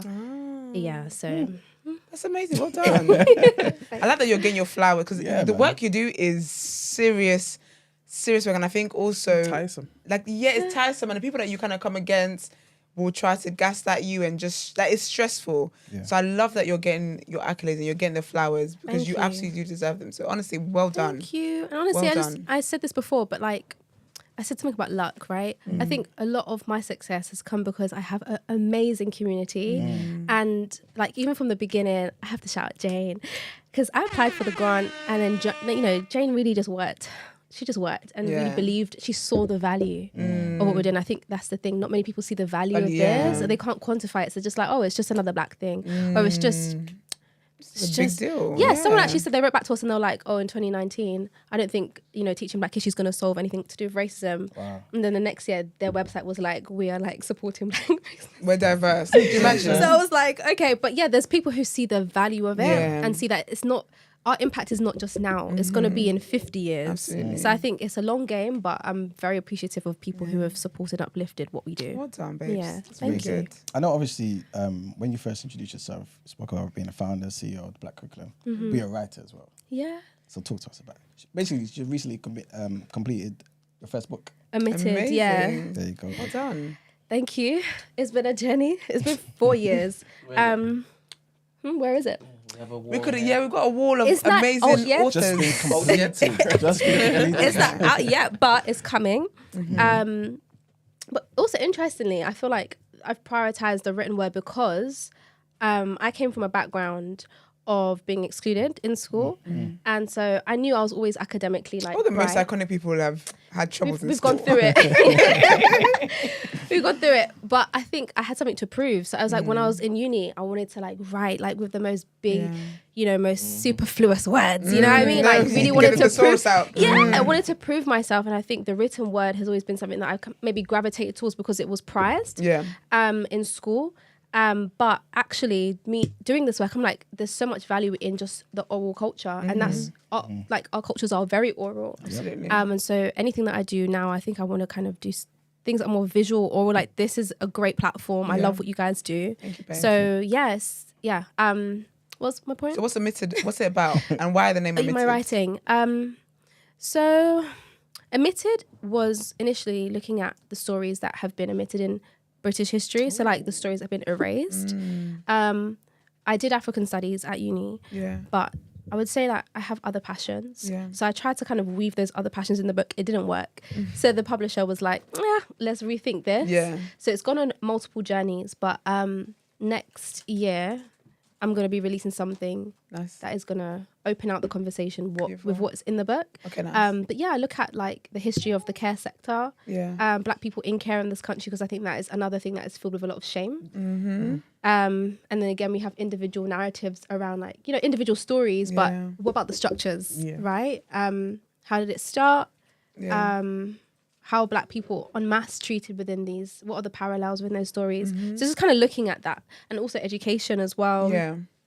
But yeah, I started writing for like ages ago, but I'd say that my love for writing really came through with my poetry works. Yes. Because for me, like, feeling is everything. Absolutely. And and yeah, feeling enabled me to kind of express the things that I was experiencing when I was in care, when I was, you know, excluded from school, when I left uni and I couldn't find work for those initial couple months, and being able to kind of see the structures, feeding it into poetry gave me an avenue to express and then kind of like apply logic later. Yeah. So I think for me, like, poetry is so important. Poetry, songs, like that kind of written work and verbal work is so important. And yeah, something that I want to do more of. Yeah. That's really amazing. Your uni, It's unknown. I was like, It's like 5,000 students. Is that the SOAS one? Yeah. It's literally behind UCL. But Okay. interestingly, SOAS have a reputation of being like, you know, diverse and you know, it's teaching people the history of Africa and Asia. It's called the School of Oriental and African Studies. But 1916, when it was founded, it was initially set up to train colonial administrators to learn more about the colonies so that they could further colonize. So they've kind of spun their history in a way. History. Yeah. So it's a very interesting place to be in, I'd say, because your head is spun when you're there. You're like, but I thought this was diverse. And you have a white teacher like telling you to feel an object that they found during their travels. That's so So interesting. what was the demographic of the students? 56% international at the time that I was studying. But mainly white. Yeah. Mainly white. Interesting. Yeah. Definitely know people from South. Yeah. Did you have good experiences in care? Care was not great. I think it's a space where you come to being. Like I think you really find not only your community, but you find power in yourself because you don't have it. So it's almost like you kind of are shaped and forced into advocacy. So I see this journey as a result of being in care. So I think if I was to take a positive from it, it's this. Is that? Yeah.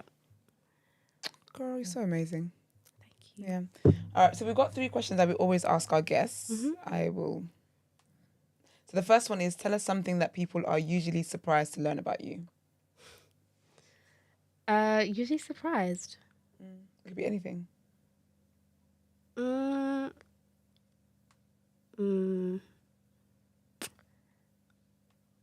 could be a hobby or an interest that you have, or The surprise element is the one that's getting me. What are they surprised about? or shocked to hear, or like or they never would have guessed. Expect. Yeah, wouldn't Oh. expect. I have a tattoo. Someone said that yesterday. They're like, you have a tattoo? Huh?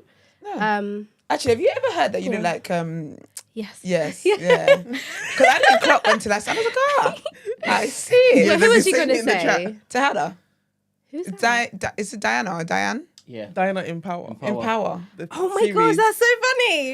Do you watch You Power? ever heard that? Yeah, heard it once. Like, proper. Yeah, I thought it was going to say someone. Who do you think I was going to say? I get that. Yeah. And Tatiana Ali. Yes. Yes! Yeah. Oh, that's so I see lovely. more Diana than Diana. Tatiana. Yeah. Oh, that's so sweet. Okay, so you can't think of anything? Tattoo. Oh, the tattoo. Oh, the tattoo. Yes, the tattoo. What's your tattoo of, if I can ask? It's just a name. It's not a man's name, is it? It's a man's name. Is it a man you're with? No. Fair. It's my brother. So. Oh, okay. God, have to build suspense. Okay. I'm Your actually reaction very was perfect. relieved. He was like, okay. No, I'm very relieved. I said, this great woman. I'm very relieved. And then the next question, no judgment to anyone who's got a man's name on their body. That's great. What's your biggest life lesson?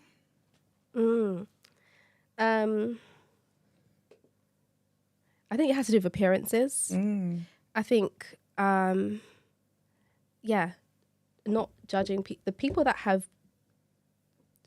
been my biggest breakthroughs have been the most like left field. I would not unassuming. I would never have expected it. And then the people that I've maybe gravitated towards in the past, thinking, "Wow, yes, it's always been a no." So I think for me, it's like just taking the time to just hear people from inside rather than just judging by not only what they say, what they do, what they look like. And I think that comes with practice.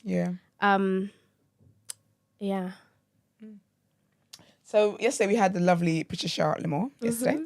So we get our guests to leave a question for the next guest. So I'm going to ask you what she left yesterday. Okay. Then you will leave something for the next person that comes on. Okay. So she said, if you could look back to the chapters of your life to date, which chapters would you? No, this is the old one. The joy one. Oh, it's the joy. Sorry. So what really brings you joy? That's Patricia's question. Ooh, that's a good one. Long drives. Long drives. Music. Yes. Food.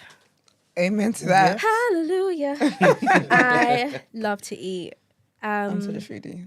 Yeah. Yeah. I just think just time to just be. Yeah. Yeah, well there's just no pressure. So just flowing.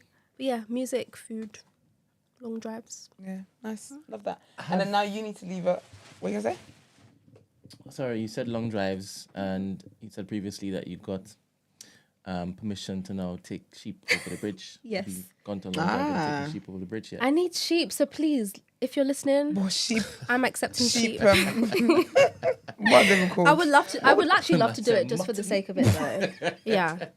Get some nice sheep. You know, sheep. You see how obviously as Christians, right?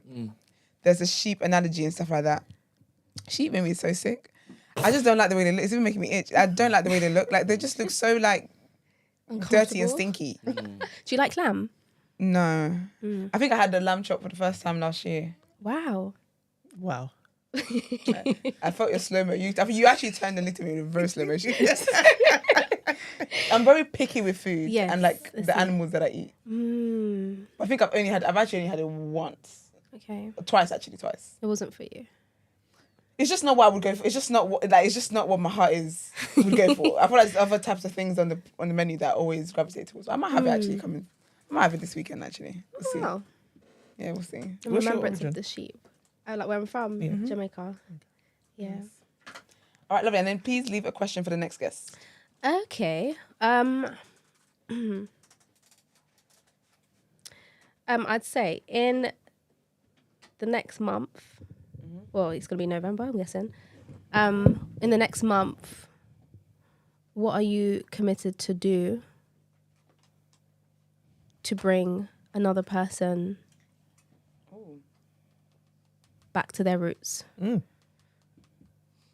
I know the answer to that question for the next guest. Because it's a gold man, innit? So you're going to say. So to bring what? Bring another person back to their roots. You can't ask Clive that question. Yeah. Buy gold. That's really good. Can you let people know, please, where they can find you online? And also, if there are teachers who would like to kind of get in contact with you with the Black Curriculum, how can they do that?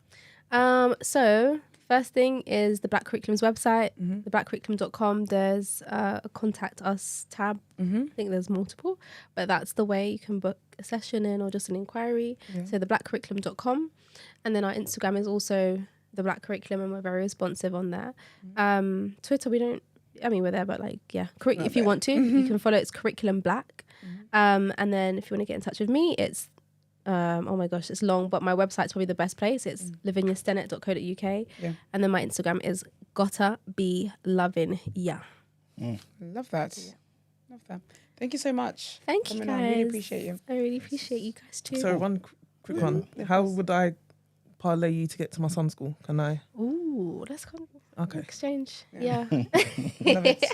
Get They to that need it. teacher. Them people need it. They do. And Yeah. can people, to you ask, can people donate and help? Oh, yes. Yeah, absolutely. I mean, this is still the month of Black History Month, so if you want to Get rally your black money out. your organisation to donate, please do. Yeah. But yeah, there's a donation tab on the Black curriculum, and then if you want to support us, you can also then you just share the word. So Lovely. Thank you very much. Right. Thank you. Let's get into our last Appreciate headlines it. for today.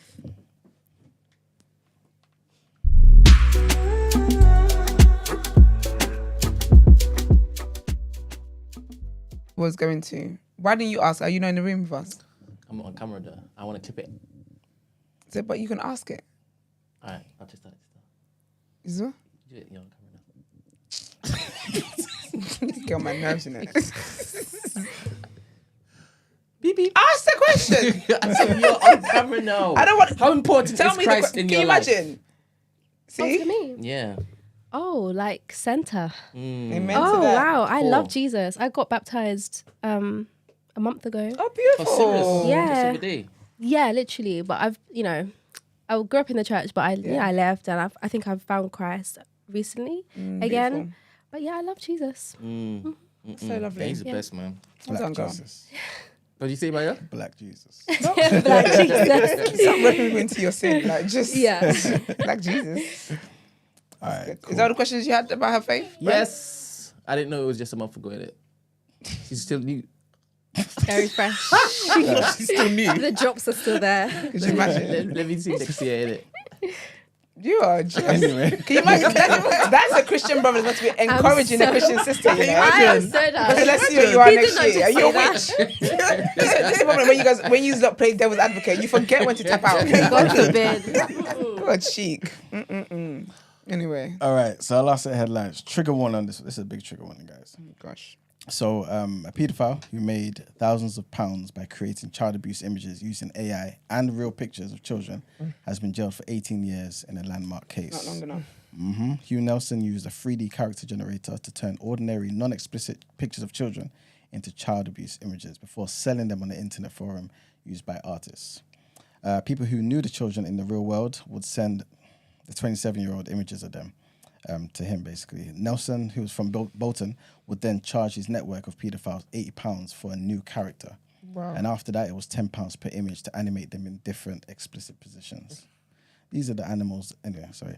But then, the people that were sending images, I'm sorry, can't they investigate? Can't they get those people up as well? Because where are they in prison? They need to be all in prison. rounded Yeah, up. they need to be Yeah, rounded all up. of them. Because that's sickening. Very. Animals. Stop putting your kids on the internet. Anyway, Yeah, and over an 18-month period, Nelson admits that he made around £5,000 from selling these images. Oh, wow. Shows you how many people are doing it. Because he don't charge them £8, you know. He made 5,000. Sick. In some cases, Nelson then went on to encourage his clients. Oh no, I can't read this one. So the court you're heard. telling the news. You have to read it because people need to understand. I feel like when we have conversations about not putting your children online, like safeguarding children, people don't understand it. And I think because certain things, and we see in like other things that we report sometimes, because you personally wouldn't do it, you feel like it doesn't happen, it doesn't exist, but it does. Yeah. This is the reality. This is why you've got to protect your children. 100%. So unfortunately, people need to know they need to know the gruesome part as well. Yeah. Well, the court heard that in some cases, Nelson, this animal, went on to encourage his clients to go and rape and sexually assault those children. Wow. Because Yes. it's not just a fantasy. And he only got 18 years. And in a police interview, the paedophile told officers, a lot of my characters were commissioned. Oh my, no way. What? One day we're going to have, sorry. So the paedophile was speaking to the officers and basically said that a lot of the characters, right, were commissioned by their dads, by their uncles and family friends. I'm not surprised. Because they always say it's familial. It's already, it's disgusting, man. That's so They say disgusting. the stats for that is higher. That is familial. It's not It's never like strangers. strange. These are animals, man. So All right, so our next headline, completely different thing now. And women in England and Wales had an average of 1.44 children between 2022 and 2023, which is the lowest rate on record. City girls are up. Only 591,072 babies were born in 2023. I can't believe the government's acting confused about this. It's terrible. So expensive it is to have children. Yeah, but that's true. Yeah, the economics, there it goes. Kids are expensive to have. And also, there's just a lot of things that's just not put in place to support women that are having children. Women have to, if I'm picking between my career and a kid, you think I'm picking a kid? Oh, yes. Stay there. Stay there. VJ says, I think I saw her in a is it Fet? Yeah, Fet. With a Trinidadian flag. Kes concert. I'm sure Brent would be proud. Was that you? Were you up in a Fet? With a Trini flag. You say you're Jamaican? Yeah. Yeah, but I'm Pan-Caribbean, so I'll embrace the Trini flag, but I don't think so. No. Okay. Maybe crop over, but no. Well, okay. Do you want to read it? Hold on a second, y'all. Just the daddy working. All right, second one. So women in England and Wales have had an average of 1.44 children between 2022 and 2023, the lowest rate on record. Only 591,072 babies were born in 2023, fewer than in any year since 1977, and a fall of more than 14,000 on the previous year. Figures from the Office for National Statistics External showed. The average age of new mums and dads has increased to 33.8 for fathers and 30.9 for mothers. Research suggests external millennials born up to the mid-1990s are not having children because of financial pressures, not feeling ready or having not found the right partner. While the number of births fell to a record low last year, the number of women childbearing age was at its highest ever at 12 million. This meant the total fertility rate in 2023 was the lowest recorded since 1938. I like that people are looking at having the right partner to have children there, because you just keep acting like kids are projects. So I love that. Yeah. All right, trigger one on this next one. And Iran has executed a 69-year-old German-Iranian political scientist after years in captivity, which is sparking outrage in Germany and beyond. So Berlin warned of serious consequences for Iran's inhumane regime after Jamshid Shamad was put to death on Monday, while a Norway-based human rights group labelled the execution the extrajudicial killing of a hostage. Shamad, who was a German citizen of Iranian descent and a US resident, was seized by Iranian authorities back in 2020 while traveling through the UAE. This according to his family, right? Shamad was then sentenced to death in February last year for the capital offence of corruption on earth, which is a sentence later confirmed by Iran's Supreme Court. And the Iranian judiciary's Mizan website said on Monday that the death sentence of Jamshid Shamad was carried out this morning. He had been convicted of playing a role in the 2008 mosque bombing in the southern city of Shiraz, in which 14 people were killed and 300 were wounded. Germany's foreign minister, Annalena Baerbock, said that the killing shows once again what kind of inhumane regime rules in Tehran, a regime that uses death against its youth, its own population, and foreign nationals. She also added that Berlin had repeatedly made clear that the execution of a German national would have serious consequences. And that's it for the headlines. Brent, let me do a quick People's Journal, please. Mm-hmm.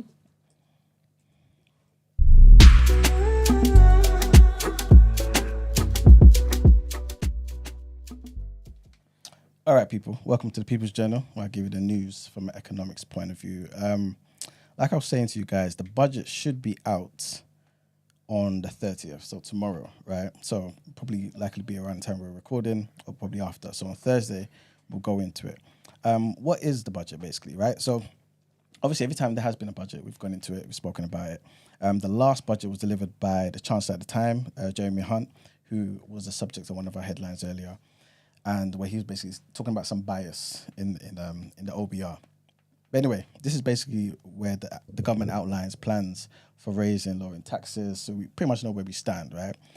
I've kind of told you guys what may be changed, right? And obviously we know the government has pretty much said time and time again, as recent as yesterday, that for working people, there'll be no increase to income tax, VAT, and national insurance. But there will be a tightening of the belt. This is what Starmer said many a times. That it's going to be tough. There's a 22 billion pound black hole that needs to be filled. And so as a nation, we pretty much just have to come together and just understand it's going to be a tough time. So I'm just saying all of that ahead of the time, because on Thursday, we're likely going to hear certain things that's not going to be the nicest.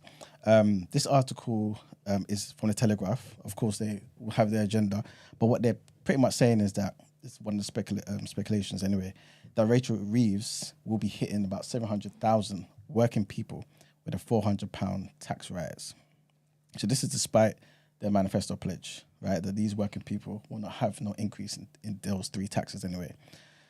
The Chancellor's plan to increase employers' national insurance will hit thousands of individuals who work as contractors and freelancers. So that's basically how it works. And that will cost them about £439 in extra tax each year. So, yeah, obviously they fit into that same definition, because people who are freelancers, contractors, are not necessarily rich. They're not in the top 5%, you know what I'm saying? They're regular people, middle-class people, you know what I'm saying? Some working-class people. So I don't know how it doesn't fit into that definition. Yeah, they're trying to avoid a direct increase to employee taxes. But like I've said on the show many times, like if you tweak something over here, it's going to have an impact over here, no matter how you try and play it, pretty much. But yeah, that's basically what is going to happen. But like I said, we'll deep dive into that. The next thing I want to talk about is about bus fares. So Keir Starmer has announced that the single bus fare cap in England will be raised to £3 in the upcoming budget as well. So yeah, this is going to be an increase in the current limit of £2, which was introduced under the previous Tory government to help with the cost of living and all that sort of stuff. That cap is now due to expire at the end of December. So it's likely January going forwards, the cap will be raised to £3. Quoting Keir Starmer, he said, "I do not know how much this matters, particularly in rural communities where there's a heavy reliance on buses." But yeah, long story short, the new £3 cap will cover most bus journeys in England, and that's going to be running up until 2025, up until the end of 2025. So all of next year, pretty much. And as we all know, prices never go down. They just keep going gradually, you know what I'm saying? But yeah, that's pretty much it for the People's Journal. Let's get into the reaction.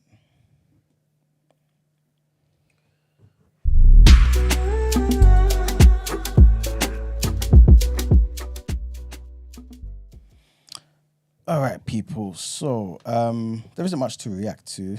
I think the biggest thing is obviously about Man United, and now they've sacked their manager, Ten Hag, following the club's poor start to the season. Ten Hag's final game was on Sunday. We spoke about that yesterday, where they lost to West Ham 2-1, and that left Man United 14th in the Premier League with just 3 wins from their opening 9 games.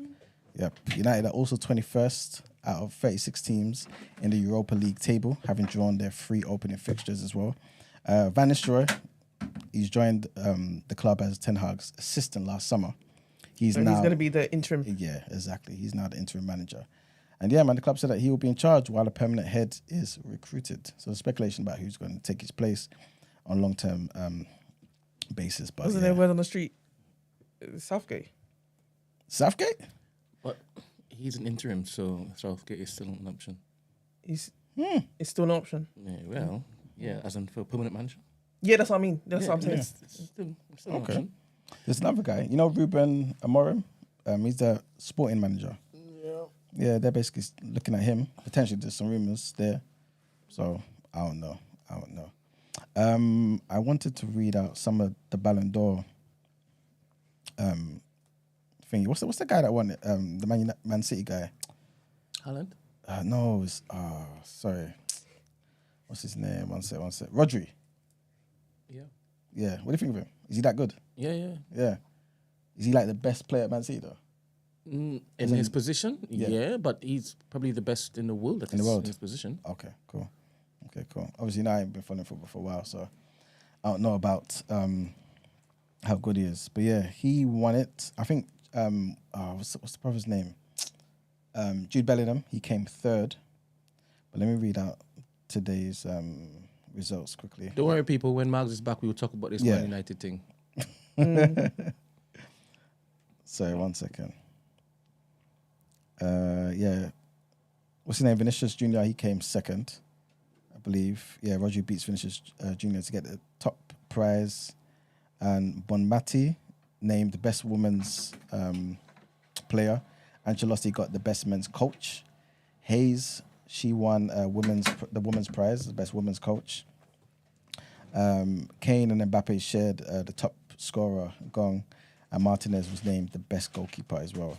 Real Madrid was named the best club of the year as well, but obviously didn't have didn't have anyone from the club actually win an award. And Barcelona took the best women's award. But yeah, like Ben said, we're going to get into the Ten Hag thing when Marks returns. But yeah, that's pretty much it for the reaction, man. Let's go into our wrap-up.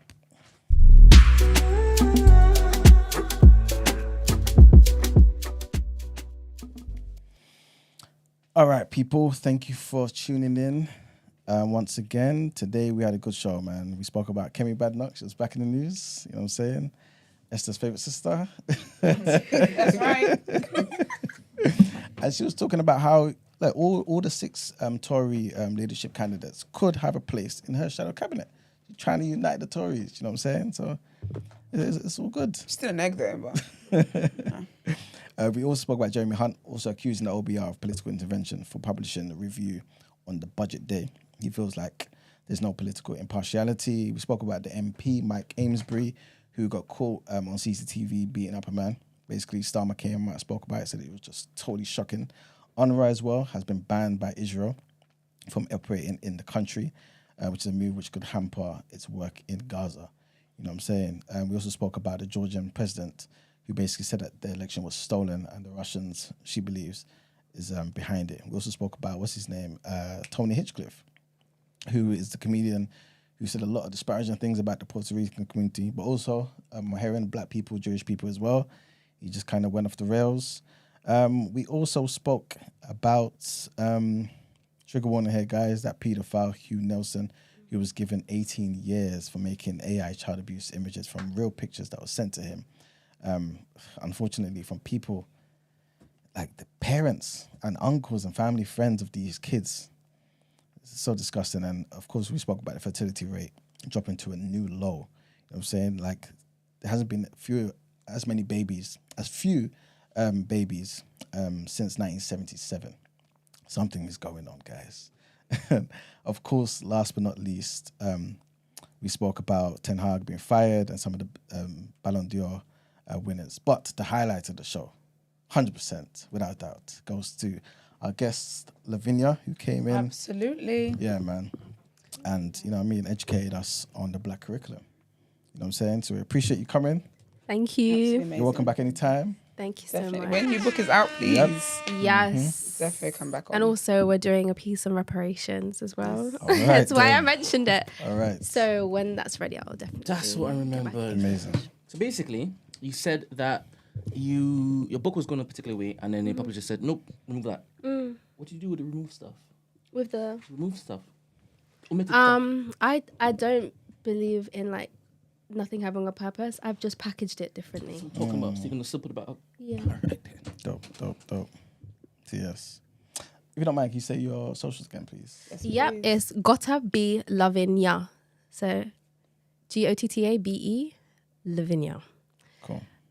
Oh, your name. Yes. I thought you said loving. Yeah. Yeah. That is, you are a poet. Love that. And of course, you can go to the Black Curriculum as well. That's the Instagram, right? The Black Curriculum, guys. Check out everything there. Website's there. You can donate there. Support in various ways there. And go on the YouTube as well. We've got several podcasts that we've done that are looking at Black musical history, Windrush history. It's got animation, so everything. Yeah. Dope. You've got an underscore in your IG name. That's Right? right, yeah. So lovin_, yeah. Yeah. Cool. All right. Love it. Don't forget to follow us, please, on socials, The Day After TNB, Instagram, Twitter, TikTok, and Discord. And also like this video, please, and subscribe to the channel. And yeah, that's it. We'll see you guys tomorrow. Peace. Bye.